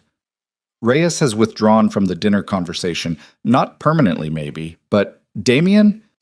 She said his name gently but firmly, the way you redirect someone who is starting to talk about the wrong thing. "I don't need the business briefing. That's not why you're here." He looked up at her, and then, slowly, he nodded. "Right." He set down the mug. Right. A silence stretched between them, not the hostile kind. The kind that has weight because what needs to be said is heavy and neither person quite knows the best way to pick it up. I'm sorry, he said. She looked at him steadily. For which part? He flinched slightly. That's fair.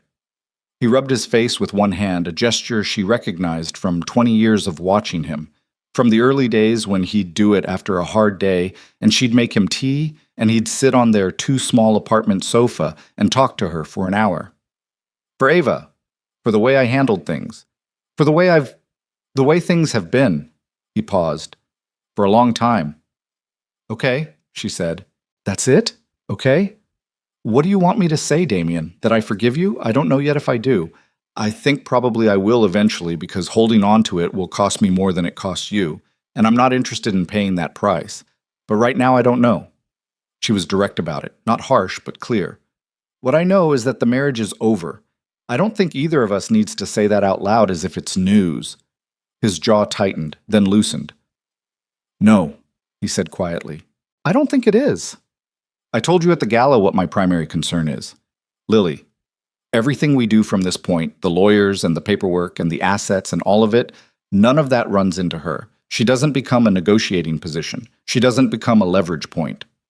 Vivian looked at him across the island with the plain, flat certainty of someone who has thought this through to a resolution and is no longer in the stage of thinking. If you and I can agree on that single thing right now, this morning, as two people and not through lawyers, then the rest of it can be handled however the lawyers need to handle it. Of course, he said. Of course she doesn't.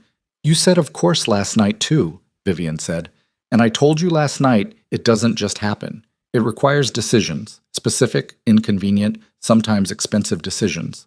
She held his gaze. Are you prepared to make those decisions? He was quiet for a moment. Really quiet. Not collecting himself for an answer, but actually sitting in the question, which was something she had rarely seen him do and which she thought was probably the most honest thing about him she'd witnessed in years. Yes, he said finally. She believed him. Not completely, not with the certainty of someone who'd been given proof. She knew better than that, Elena had reminded her this morning, and she'd known it before Elena said it. But enough. Enough to take the conversation forward. Then here's what I think the shape of this should be, she said, and she had thought it through, lay awake working through it before she'd gotten to sleep last night, and thought about it again in the shower this morning. The house gets sold, not because I need the money. I know the prenuptial structure. I have Elena, we know the numbers, but because Lily shouldn't grow up in a place that's about what her parents lost. I'll find somewhere in Madrid that's ours, hers, and mine, until we figure out what the future looks like. She paused. You get real time with Lily, not scheduled appearances. Real time. Tuesdays and every other weekend to start, and we adjust as we figure out what she needs. Another pause. And you stay out of my decisions. Where I live, who I talk to, what I do with my time. We have been two people with a common interest, Lily, and that's where our functional relationship lives from now on. Everything else is ours separately. Damien listened to all of it. He didn't interrupt, didn't try to negotiate in real time, didn't do the thing she'd been half bracing for where he marshaled the particular kind of persuasion he'd always had. The warmth deployed strategically, the charm turned on at precisely the right moment. He just listened. The house, he said when she was done. Lily was born in this house. I know. That doesn't matter to you? It matters a great deal to me, she said. That's not the same as it being the right thing to hold on to. She paused. Lily wasn't born in the house, actually. She was born at the Clinica Ruber. You were 20 minutes late because you were on a call with Frankfurt, and the traffic on the M30 was backed up, and you got there just as they were about to take her. She held his gaze. I've thought about that story often this year. Not as a complaint. Just, it's one of those things that becomes significant in retrospect. He looked at her with something that was hard to name. Not guilt, or not only guilt, something more complicated and more human. I was terrified, he said. When I got there and they said she was already... He stopped. I don't think I ever told you how terrified I was. No, Vivian said. You didn't. Another silence. Okay, he said at last. And what he put into the word was different from what she'd put into it earlier. Heavier, more resignation, but real. Okay, the house, the custody structure, we'll work it out through the lawyers, but those are the parameters. I'll tell my lawyers the same thing. He paused. I won't make this hard, Vivian. I know I don't have the right to ask you to believe that, but I'm telling you anyway. She nodded once. She didn't offer reassurance. That wasn't the morning's job. He was gone by 12:30. She stood at the kitchen window after his car left the drive and felt the particular quality of an empty house after a significant thing has happened in it. The silence that isn't just absence of sound, but the presence of something that's been resolved, or at least set on a path toward resolution. She called Elena. Well, Elena said. He agreed to the parameters, all of them. No counter on any of it. A brief pause. He either feels genuine remorse or his legal team already told him fighting would cost him more than agreeing. Probably both, Vivian said. Probably, Elena agreed. Send me the summary of what was agreed in principle, and I'll have the formal draft ready by the end of next week. Don't sign anything that comes from his lawyers without showing it to me first. I know. I know you know. I'm saying it anyway because it's your job and you're thorough, and I'm grateful for it, Vivian said. Thank you, Elena. She rang off and stood at the window a bit longer, then called Mara. Mara answered on the first ring, which meant she'd been waiting. Tell me everything, she said without preamble. I'll tell you over lunch, Vivian said. Are you free today? I cleared my afternoon the moment you texted me last night. I texted you 2 lines at 11:30. I know. They were very informative lines. A pause. Are you okay? Vivian thought about it honestly. I think I'm going to be, she said, which is different from okay right now, but it's the more important answer. Mara was quiet for a moment in the way that meant she was actually absorbing this rather than just waiting for her turn. Yeah, she said finally. That is the more important answer. A beat. Noon? The place on Legasca. Noon, Vivian said. Lunch with Mara lasted 3.5 hours, which was 12 minutes less than their longest ever lunch, which had been the day Mara's husband had told her he was leaving, and they'd sat in a restaurant until the staff very politely began resetting the tables for dinner around them. Mara was 41, a former architect who now ran a small interior design firm, twice as perceptive as she let on in company, and twice as funny as you'd guess from the outside. She had gone through her own divorce in stages, first the shock, then the rage, then the grinding practical work of rebuilding a life that felt like her own rather than an artifact of someone else's vision. She was 18 months on the other side of it now, and she had an energy Vivian had been noticing since the summer. Lighter, somehow, more settled in herself. She listened to the full account of the gala, the terrace conversation with Ava, the meeting with Damien that morning, without interrupting except to ask one sharp, clarifying question at a time. When Vivian finished, she was quiet for a moment. The terrace thing, she said. Ava, why did you do that? I've been asking myself the same thing. And? Vivian turned her wine glass. They'd switched from water to wine somewhere around the second hour. I think because I didn't want the whole thing to be entirely tactical. I didn't want to look back at this time and see it as a campaign I ran. That's not who I want to be. She paused. Also, I think I was angry in a way I wasn't expecting. Not at Ava. Or not only at Ava. At the fact that nobody had bothered to be straight with her either. Damien told her the marriage was essentially over. He decided that was information she was entitled to without consulting me. And she was making decisions based on a version of reality that he'd constructed for his own convenience. She paused. That doesn't make what she did right. The contracts, the fraud, none of that. A beat. But the other thing, the personal thing, she thought she had context she didn't have. Mara looked at her with the particular expression she had when she was deciding whether to say the things she was actually thinking. You're more generous about this than I'd be. You'd be this generous, Vivian said. It would just take you longer. Mara smiled despite herself. Probably. She drank her wine. What happens to her? Elena says the financial fraud is a civil matter primarily, possibly regulatory. Ava's exposed and the Galveston company will almost certainly pursue recovery. Whether it becomes criminal, she shook her head. That's not my case to make. I'm not involved in the business side of it. That's between Damien and his lawyers and the Galveston people and Rodrigo. And Nathan? Mara said it carefully, the way she said things when she was testing a response. Nathan is handling his own position. He's been a partner in the business for 22 years. What happens to the Galveston deal? What Damien's company does? That affects him too. He's navigating it. That's not what I'm asking about, Mara said. Vivian looked at her. I've known you for 11 years, Mara said. And in all that time, in all the conversations about your marriage and Damien and the thousand small things and then the larger things, you have never once talked about a man the way you talk about Nathan Reed. I don't talk about Nathan Reed, Vivian said. That's exactly what I mean. A pause. Vivian picked up her wine glass and then put it down. It's not... She stopped. The timing is... I know the timing, Mara said, not impatiently but firmly. I'm not saying go do something about it tomorrow. I'm saying I noticed the way you didn't finish any of those sentences just now. A small pause. He's good people, Vivian. I've met him twice, at those charity things you dragged me to. He has the kind of face of someone who means what he says. She picked up a piece of bread and tore it in half in the decisive way she had with food. Just notice what you notice. You don't have to act on it. Just stop pretending you're not noticing it. Vivian said nothing for a moment. Then, he said something last night, at the gala. He said he'd been watching me make myself invisible and it was a waste. Of something that shouldn't be wasted. Mara was quiet. He caught himself, Vivian said. Said the timing was wrong, but he said it. Mara said, the way she said things when she was working hard not to editorialize. We need to get through, Vivian started. I know, Mara said. I know there's a lot to get through. I'm just telling you to let yourself know what you know. She put down the bread. Anyway, where are you going to live?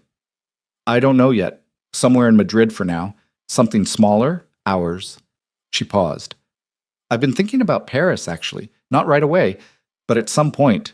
Lily and I. Paris, Mara said, trying it out. Why Paris? I don't know. I've just been thinking about it. Something far enough that it's genuinely new, but not so far that Lily loses her father. She paused. I studied for a year in Paris before I met Damien. I was 22 and I was a completely different kind of person than I became in this marriage. More curious, more willing to not know things. I think I want to be a version of that person again. She paused. Not 22, but that quality. Mara looked at her across the restaurant table, this friend she'd had for 11 years, and her expression had something in it that wasn't quite sentiment, but was its neighbor. You already are, she said. You walked into a room last night in an emerald dress and you didn't apologize to anyone for being there. That's not a person who lost herself. That's a person who took a wrong turn and found her way back. Vivian felt something move in her chest at that, something she wasn't going to be able to hold back if she wasn't careful, and she focused for a moment on the breadbasket in the middle distance. Don't make me cry in a restaurant, she said. I did my makeup. Mara grinned. You look excellent. A few tears won't hurt. The weeks that followed were not clean or simple. None of it was. Elena had warned her it wouldn't be, and she'd understood the warning, but understanding it abstractly was different from living through the days of it. The emails from lawyers on both sides, the drafts of documents full of language that turned the language of a life into the language of property and liability, the particular emotional weather of being in a house that was being disassembled while also living in it every day. Damien stayed at a hotel in Salamanca while the formal separation was processed, which was his own choice and one she didn't object to. He came for Lily on the agreed days, and he was, in those exchanges, better than she'd expected. Not perfect. There were 2 occasions where he was late without adequate notice, and one where he'd promised Lily something he shouldn't have promised without consulting Vivian first. And she dealt with both of those things directly and somewhat tersely, and he took the correction, which was something. He was trying. She could see him trying, and it didn't solve anything, but it was not nothing either. Ava Monroe left Madrid in the 2nd week of December. Vivian knew this not because she was tracking her, but because Claudia Vega mentioned it during the follow-up conversation they had in early December. A long, careful, off-the-record conversation first that established what could and couldn't be attributed and how, and then a formal interview that appeared in the February issue of Inversión y Sociedad as a piece about governance risks in private consulting arrangements. Vivian's name appeared once, briefly, in a context that was accurate and measured and did not, she was relieved to find, reduce her to a character in someone else's story. She was mentioned as a source with direct knowledge of the company's operational structure. That was all. It was enough. The The Galveston deal collapsed in December, which was, given everything, probably the right outcome, even if it cost several parties a considerable amount of money. Rodrigo Vidal's firm withdrew from the investment group. Enrique Reyes issued a brief statement about the importance of due diligence in complex transactions, which everyone in Madrid's business world understood as a pointed message directed at no one in particular and everyone concerned. Nathan's position in the company became, in the immediate aftermath, difficult, and then, by January, clarified. He was not implicated in what Ava had done. His documentation had been part of what prevented a worse outcome for the company than what ultimately occurred. Damien, to his credit, said so explicitly. In January, Vivian began to look at apartments. She wanted somewhere in Madrid for now, Salamanca or possibly Chamberí, somewhere Lily could keep her school and her violin lessons and her social world intact, while the larger upheaval settled into its new shape. She found a place on a Thursday afternoon in late January, a fourth-floor apartment with high ceilings and light that came in from the south, and a small terrace with a view of nothing more dramatic than a cobbled side street, and she walked through it twice and felt it was right in the instinctive way she'd stopped trusting for years and was now trusting again. She called Nathan from the terrace of the apartment.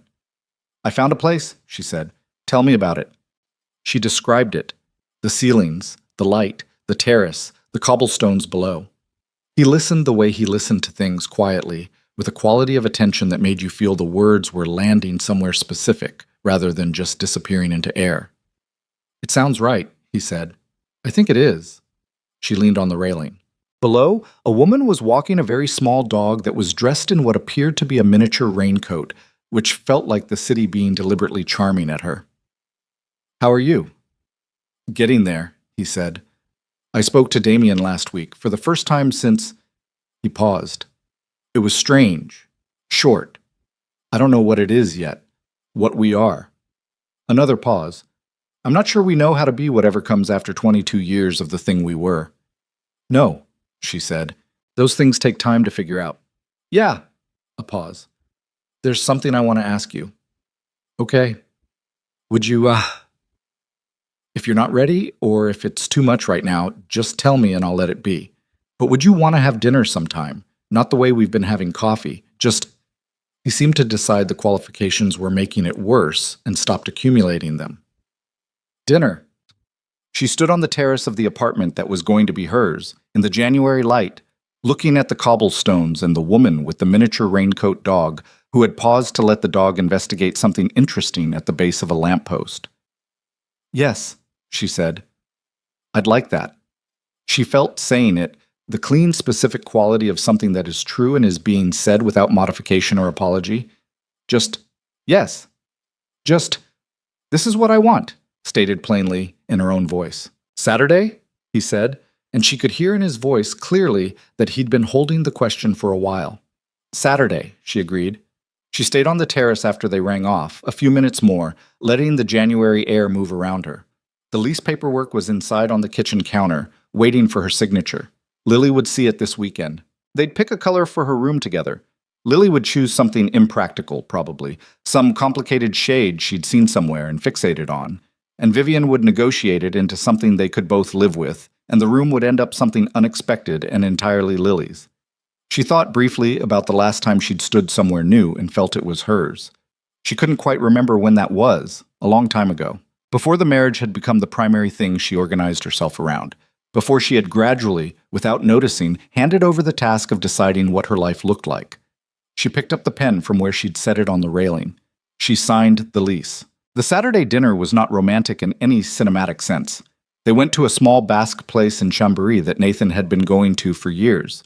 The kind of restaurant that had been in the same family for 3 decades, and where the lighting was warm, not because anyone had designed it that way, but because the fixtures were old and the bulbs had never been updated to anything colder. The tablecloths were slightly mismatched. The bread arrived without being asked for. Vivian had been more nervous getting ready than she'd expected. She'd stood in her closet in the Chamberí apartment.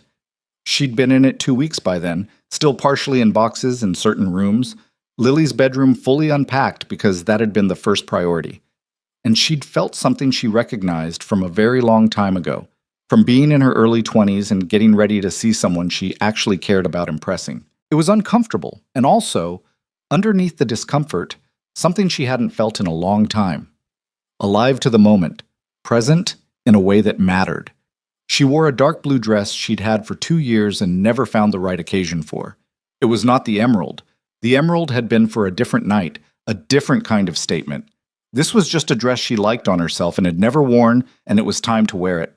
Nathan stood up when she came in, which was either old-fashioned or genuine or both, and he looked at her with the expression she'd been turning over in her mind since the gala. Not complicated, that was the thing. His expressions were remarkably uncomplicated for a person who thought as carefully as he did. He just looked glad she was there. "You found it okay?" he said. "GPS," she said. "I can't pretend I know Chambéry well enough to have found it otherwise. It's worth learning the neighborhood." He pulled out her chair. "I've been coming here since the 90s. The owner's daughter runs it now. Her father is still in the kitchen 4 nights a week, even though everyone tells him he's retired." "Does he listen?" "Absolutely not." Nathan sat down across from her. "He says the kitchen is his, and anyone who wants to retire him is welcome to try." They ordered, and then they talked. And the particular thing about talking to Nathan, which she had been aware of in their various meetings since the Mercado de San Miguel, but had not let herself notice in a personal register, was that the conversation moved without effort. Not because they agreed on everything or because there was no friction, but because he was actually interested in what she said, and she was actually interested in what he said.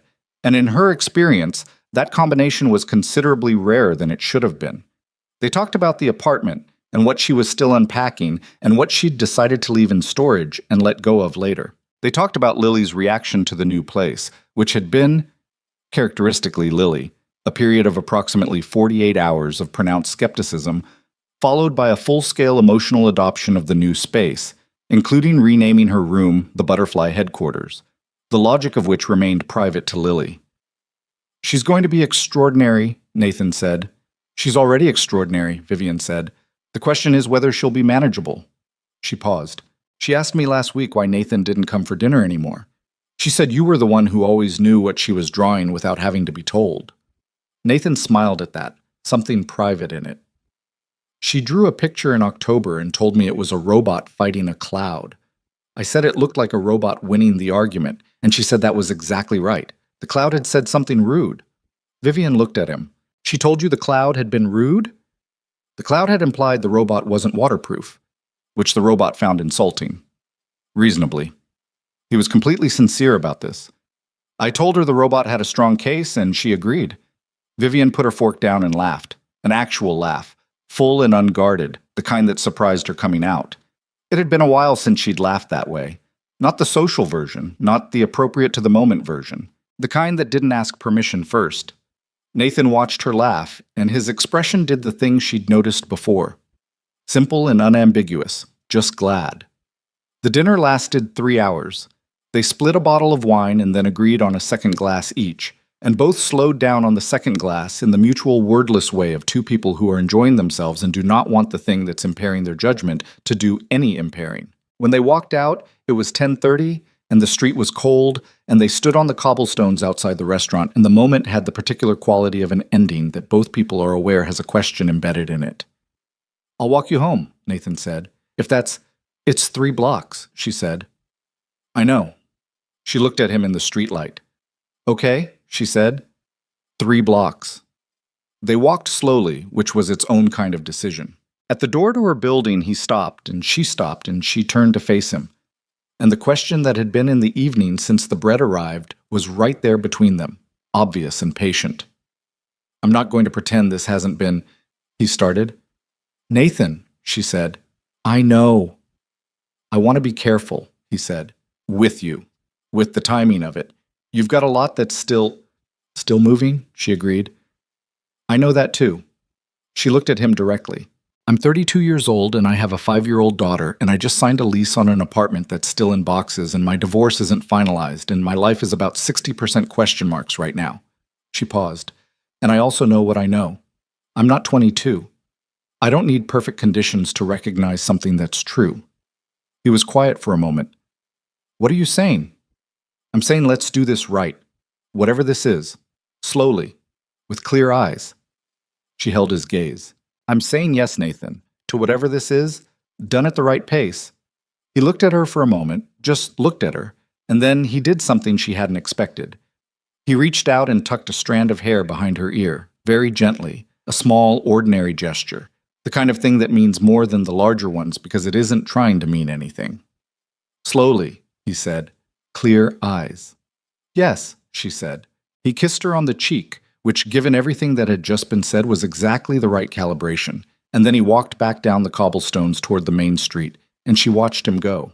And then she went inside and stood in her entry hall, in the apartment that was hers, and pressed her back against the closed door and let herself feel all of it, the fear and the uncertainty, and the genuine warmth underneath both of those things, and didn't try to organize any of it into something neater than it was. It was messy. It was hers. Both things could be true. Spring came the way it always does in Madrid, abruptly and without much warning, the gray of February cracking open almost overnight into something warm and green-edged and particular to the city. By March, the boxes were fully unpacked. Lily's room had been painted a shade she had selected from a paint chip at the hardware store, with the absolute confidence of a person who knows what she wants. A sort of dusty lavender that Vivian had negotiated down from an intense fuchsia and which they'd both ended up loving in the way of compromises that turn out better than either original position. The divorce was finalized on a Tuesday in March, which was a deliberately ordinary day.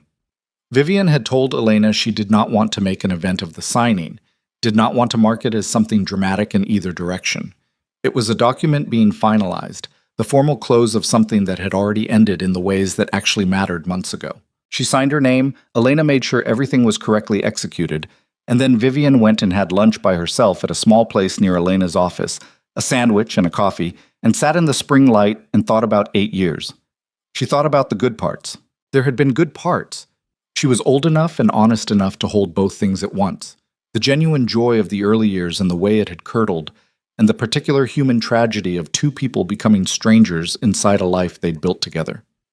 She thought about the night Lily was born, Damien arriving 20 minutes late with that look on his face that she'd only understood in retrospect, when he'd said on that kitchen stool in November that he'd been terrified. She thought about a vacation they'd taken to Portugal 4 years ago, before things had gotten bad. Walking through Lisbon in the early morning before the city was fully awake, Damien relaxed in a way he rarely was, holding her hand not performatively, but because he wanted to. She thought about all the small kindnesses of the early years that had seemed ordinary then, and seemed significant now only because of what came later. She didn't cry, not because she was suppressing it, but because the grief for those years had been processing for months now, had been doing its work quietly alongside everything else. And what was left on this particular Tuesday afternoon in March was not raw. It was something more settled, like scar tissue, changed, slightly thickened, but healed over. She paid for her lunch and walked back to the apartment in the spring air and called Mara. "It's done," she said. "How are you feeling?" Like a person who just finished something long and difficult and is sitting in the quiet on the other side of it. She paused. "A little strange, mostly okay." "That's the right feeling," Mara said. "Exactly the right feeling. I'm picking up Lily in an hour. We're going to the park." "Good," Mara said. "Go to the park." Damien had, over the course of the winter and into spring, become something she hadn't predicted. A more present father than he'd been for the last 3 years of the marriage. She didn't know entirely what to make of this, and she tried not to make too much of it in either direction, neither crediting it so heavily that she reset her assessment of him, nor dismissing it as performance when the evidence didn't support that reading. What the evidence supported was that he showed up for Lily, consistently. He was there when he said he'd be there. He knew what she was drawing. He showed up for the violin recital in February and sat in the third row and cried discreetly into his phone screen when Lily played her piece, which was both embarrassing and, Vivian thought privately, genuinely touching. He and Vivian had settled into something that she had no good word for. Not friendship, not exactly, but a functional and sometimes even warm co-parenthood. They could talk about Lily easily. They could sit in the same room during school events and be civil and occasionally more than civil. Once, after a school pickup that they'd both arrived for simultaneously, they'd stood in the car park for 20 minutes talking about nothing significant, and she'd realized afterward that she'd forgotten to be braced for the conversation, had just had it. One afternoon in April, he said, awkwardly but directly, "I hear you've been spending time with Nathan." She looked at him. "Yes." He was quiet for a moment. "Okay," he said, and then, "He's..." He stopped, seemed to decide something. He's a good man. He was always a better man than I probably let him be, in the setup of things. She didn't know what to say to that exactly, so she said, "Yes, I think that's true." He nodded. He didn't say anything more about it, and she didn't offer more, and the conversation moved back to Lily, which was where their conversations lived now, and that was fine. That was, she thought, exactly what it should be. Nathan, true to what they'd said on the cobblestones outside her building in February, was patient. He was present without being consuming. He joined her and Lily for Sunday lunch 3 or 4 times between February and April, which was enough for Lily to understand that Nathan was someone who mattered to her mother, and not enough for Lily to build expectations she wasn't prepared for. He brought her a book about deep-sea creatures the 3rd time, which Lily received with an expression of profound personal vindication, as if she'd always known he understood her scientifically. "The octopus section," Lily said, turning directly to it with the navigation skills of someone who has already read the table of contents. "I thought you might like that part," Nathan said.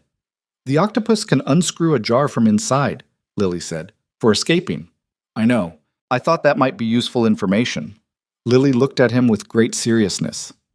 "I already knew it," she said, "but it's good that you know it too." Vivian, from across the table, caught Nathan's eye. He was working very hard not to smile and mostly succeeding. The relationship with Nathan built itself the way certain right things build themselves. Not dramatically, not in the cinematic sweep of feelings she might have imagined at 22, but in the accumulation of ordinary time. Sunday afternoons, phone calls on Tuesday evenings when Lily was at Damien's and the apartment was quiet. A weekend in April when Vivian and Lily visited Mara at her house outside the city, and Nathan met them there for the afternoon, and she watched him and Mara talk, and realized that the people in her life were becoming, gradually, a coherent world rather than a collection of separate compartments. Mara told her afterward, "He listens with his whole face. That's a man who actually hears things." "I know," Vivian said. "The other one never did," Mara said. And then quickly, "That's the last I'll say about it." "Probably not," Vivian said. "Probably not," Mara agreed cheerfully. Paris started as an idea and stayed an idea for longer than Vivian had expected. Not because it faded, but because the life she was building in Madrid turned out to be more sustaining than she'd predicted. The apartment was hers, in a way the house had never been. She'd chosen every piece of furniture in it, had made impractical decisions about the bookshelves and the kitchen counter stools, and had not compromised on the terrace chairs, even though they were expensive and purely aesthetic, and could not be justified on any practical basis. She had gone back to something she'd set aside years ago, her interest in textile art, taken a class on Thursday evenings at a studio in Malasaña, taught by a woman in her 60s who had no patience for self-consciousness, and said so with a directness Vivian found entirely refreshing. She was not rebuilding the life she'd had before. She understood that clearly. You don't get to go back to the 22-year-old version of yourself. What you get, if you're lucky and you do the work, is access to the qualities that 22-year-old had before she learned to suppress them. The curiosity, the willingness to not know things, the capacity to be surprised by her own preferences. She had those back. That felt like enough. Paris came back into the conversation in June, almost exactly 7 months after the gala. It started with a phone call from an old friend, Isabelle, who had gone to Paris after university and never come back and ran a small gallery on the Rive Gauche, and had been asking Vivian to come visit for 3 years. Vivian had always deferred. Too complicated. Lily's schedule, Damien's travel, the general gravitational field of a life arranged around someone else's priorities. This time, when Isabelle called, Vivian found herself reaching for the calendar instead of the excuse. She took Lily to Paris for a week in late June. Just the two of them, carrying reasonably sized bags, flying out of Barajas on a Thursday morning. Lily was 5.5 and had never been on an airplane and found the entire experience extraordinary in both positive and negative directions.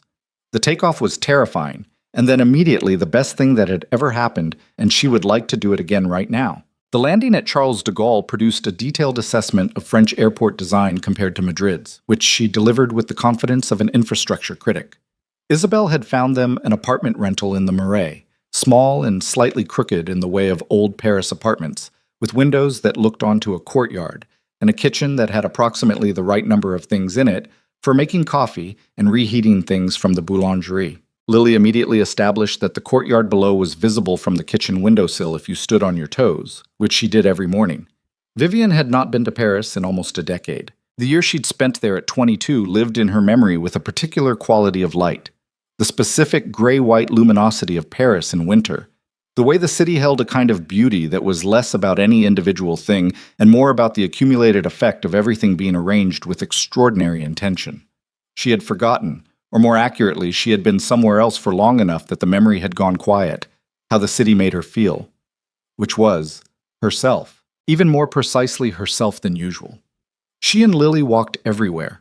They walked through the Marais and sat in the Jardin du Palais Royal and ate crepes from a stall that Lily ate with the dedication of someone conducting serious research. They visited Isabel's gallery, where Lily was very quiet for 15 minutes, looking at a large textile piece on the back wall, and then said, "It looks like it's still being made," which made Isabel look at her with the expression of a person reassessing a 5-year-old's depth. On the fourth evening, Vivian sat on the small balcony off the apartment's living room after Lily was asleep, with a glass of wine and the particular quality of Paris at dusk doing what it does.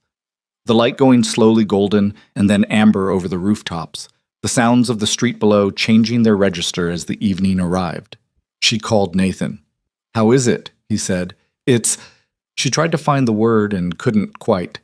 "It feels like something I've been waiting to get back to, that I didn't know I was waiting for."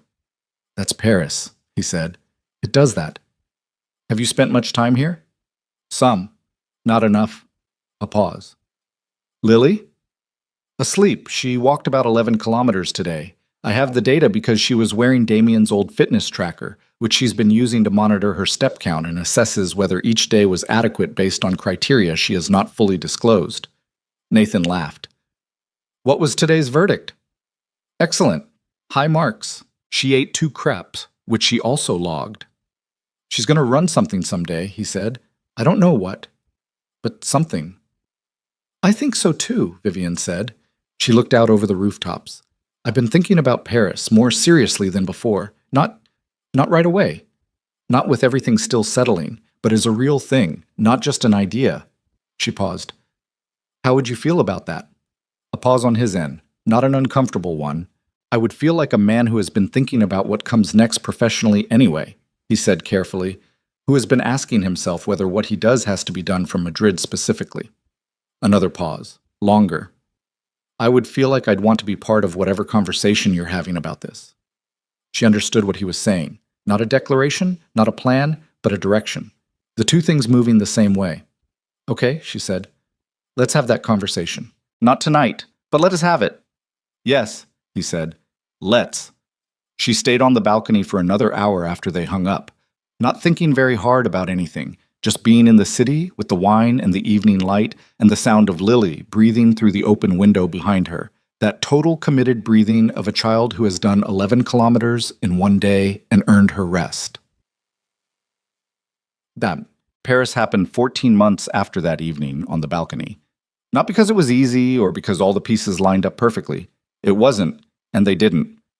There was a school transition to navigate for Lily, who handled it with considerably more equanimity than Vivian had expected, and with a certain proprietary excitement about becoming bilingual that she announced to Damien at pickup one afternoon, as if this were an achievement she had personally decided to pursue. There was the question of the Madrid apartment, which Vivian kept, subletting it for the first year as a practical hedge against the uncertainty of the move. There was Nathan's situation, which he had been working through with a methodical patience entirely his own. He had restructured his professional life over the course of the year following the Galveston collapse, moving from corporate partnership into independent advisory work with a smaller and more carefully chosen client base. And this turned out to be something he could do from Paris as easily as from Madrid, more easily in certain respects. And there was Damien, who was, and this was the part Vivian would not have predicted in November of the previous year, genuinely supportive of the Paris move, after a difficult conversation in which he expressed understandable resistance, then asked specific questions about access and logistics, then went away and came back a week later having clearly thought it through. "She can be with me summers," he said, "and I'll come to Paris. I've been meaning to build something in France anyway, business-wise. This gives me a reason to actually do it."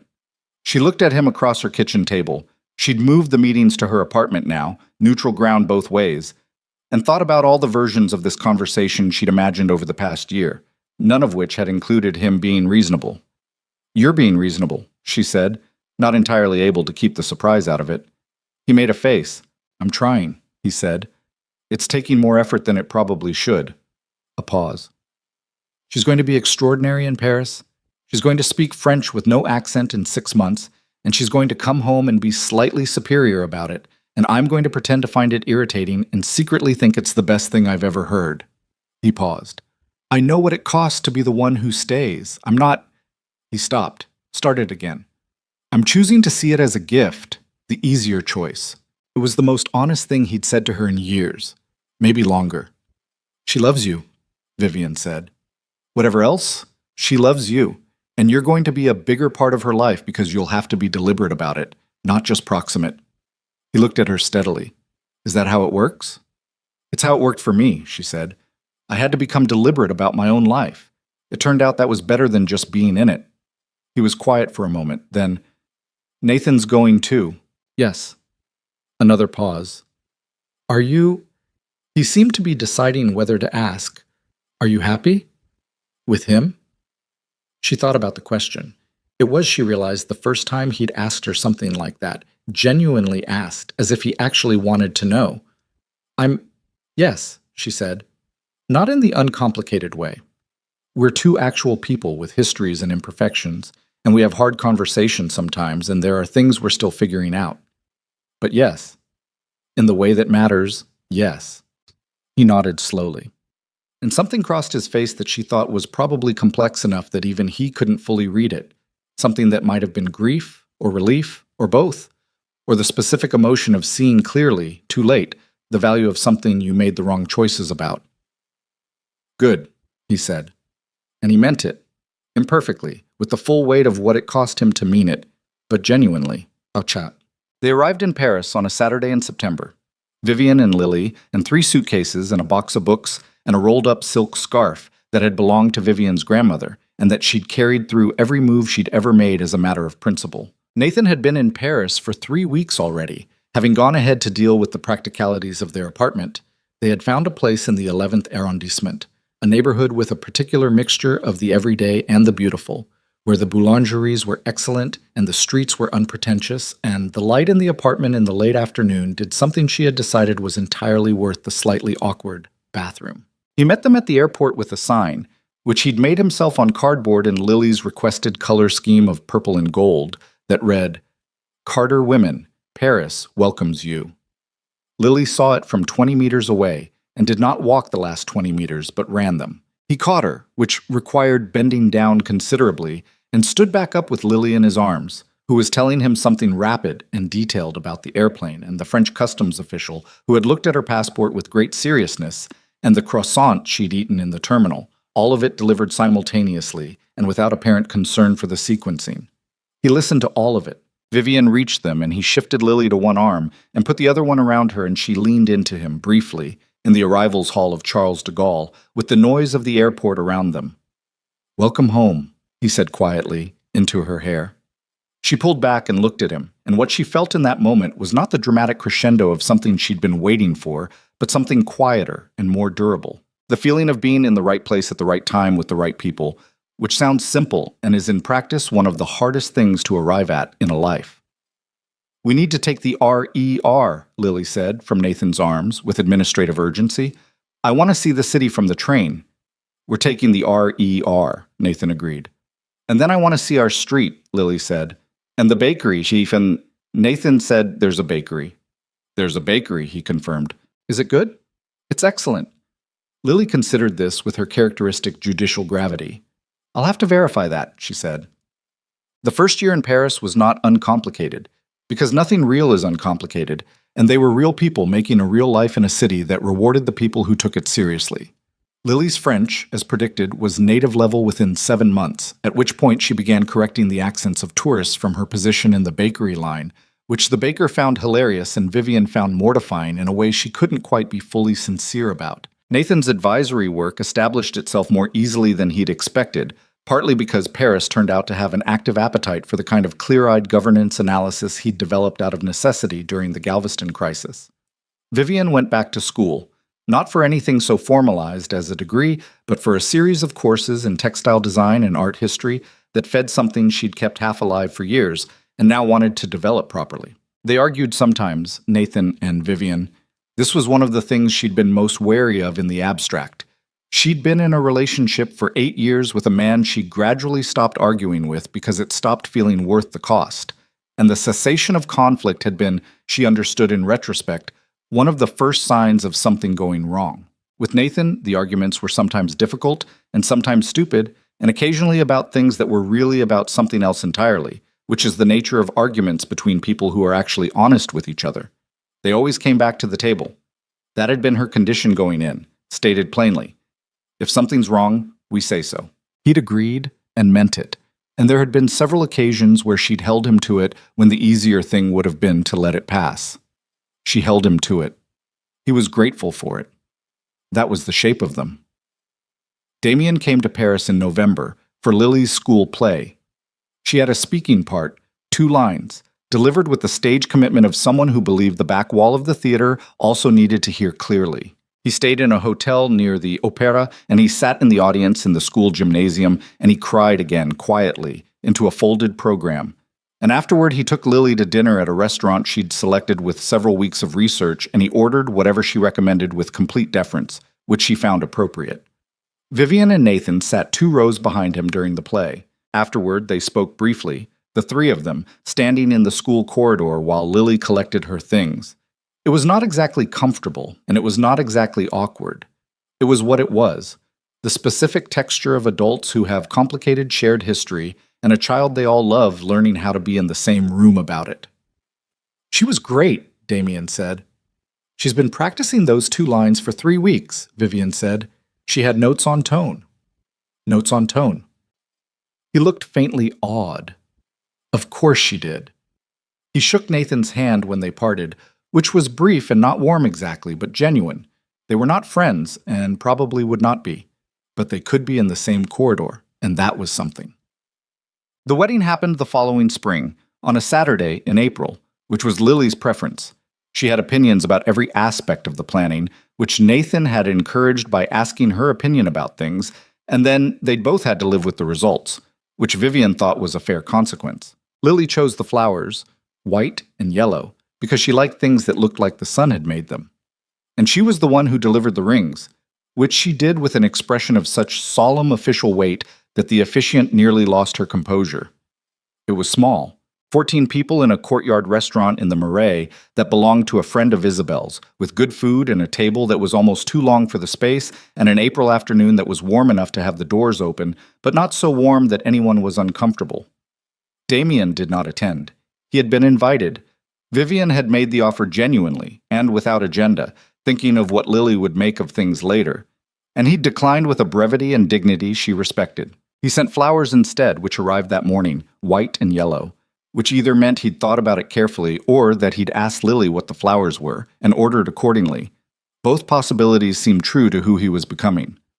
Mara sat on Vivian's side and cried from approximately the moment they walked in, which Vivian had predicted. Leonora Vidal had come from Madrid, which was not something Vivian had expected, and which moved her considerably more than she'd been prepared for. Isabel sat next to Leonora, and they discovered they knew 2 of the same people in Rome, and spent part of the reception discussing this with the shared pleasure of people who find the world smaller and more interesting than expected. Nathan had a sister, Claire, who Vivian had met 3 times and liked. She sat next to Lily during the ceremony, and the 2 of them had some kind of quiet conversation running alongside the official proceedings that involved a small drawing Lily produced from somewhere on her person, which Claire studied with what appeared to be genuine interest. The vows were not elaborate. They'd both agreed on that.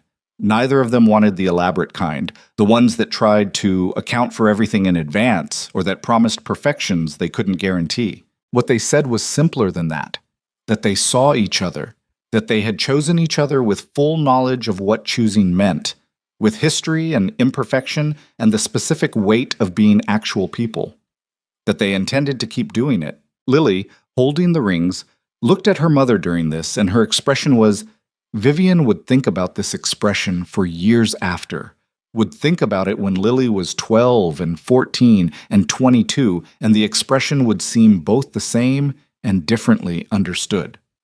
What it was, complete. The face of a child who is witnessing something that makes sense to her in the deepest possible way, not because she fully understood it yet, but because she understood what it felt like to be in a room where the people in it were genuinely, unceremoniously glad. After the ceremony, after the dinner, after the toasts, Mara's was long and funny and ended with something true that made Nathan put his head down and laugh. After all of it, Vivian and Nathan stood on the courtyard of the restaurant in the April evening, the last of the light going soft over the rooftops, the guests inside audible through the open doors. Lily was at the edge of the courtyard examining something in the planters with a focused attention that suggested she'd found something living in there.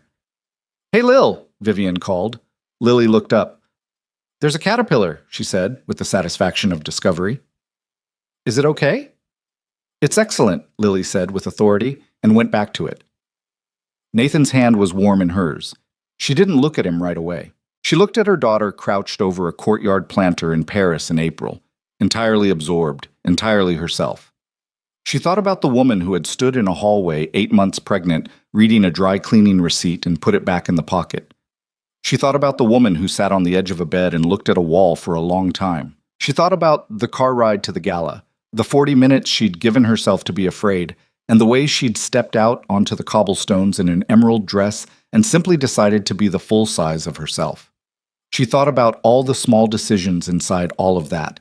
The coffee with Nathan she'd almost canceled, the phone call to Elena, the terrace conversation with Ava, the lease she'd signed alone on a Thursday afternoon with a pen she'd balanced on a railing. None of it had been a single dramatic turning point.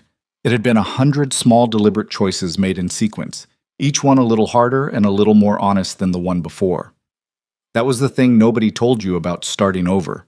They sold it as a moment, the Phoenix thing, the triumphant single instant of reclamation.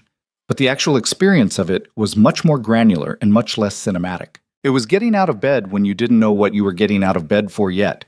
It was making one phone call. It was wearing the dress.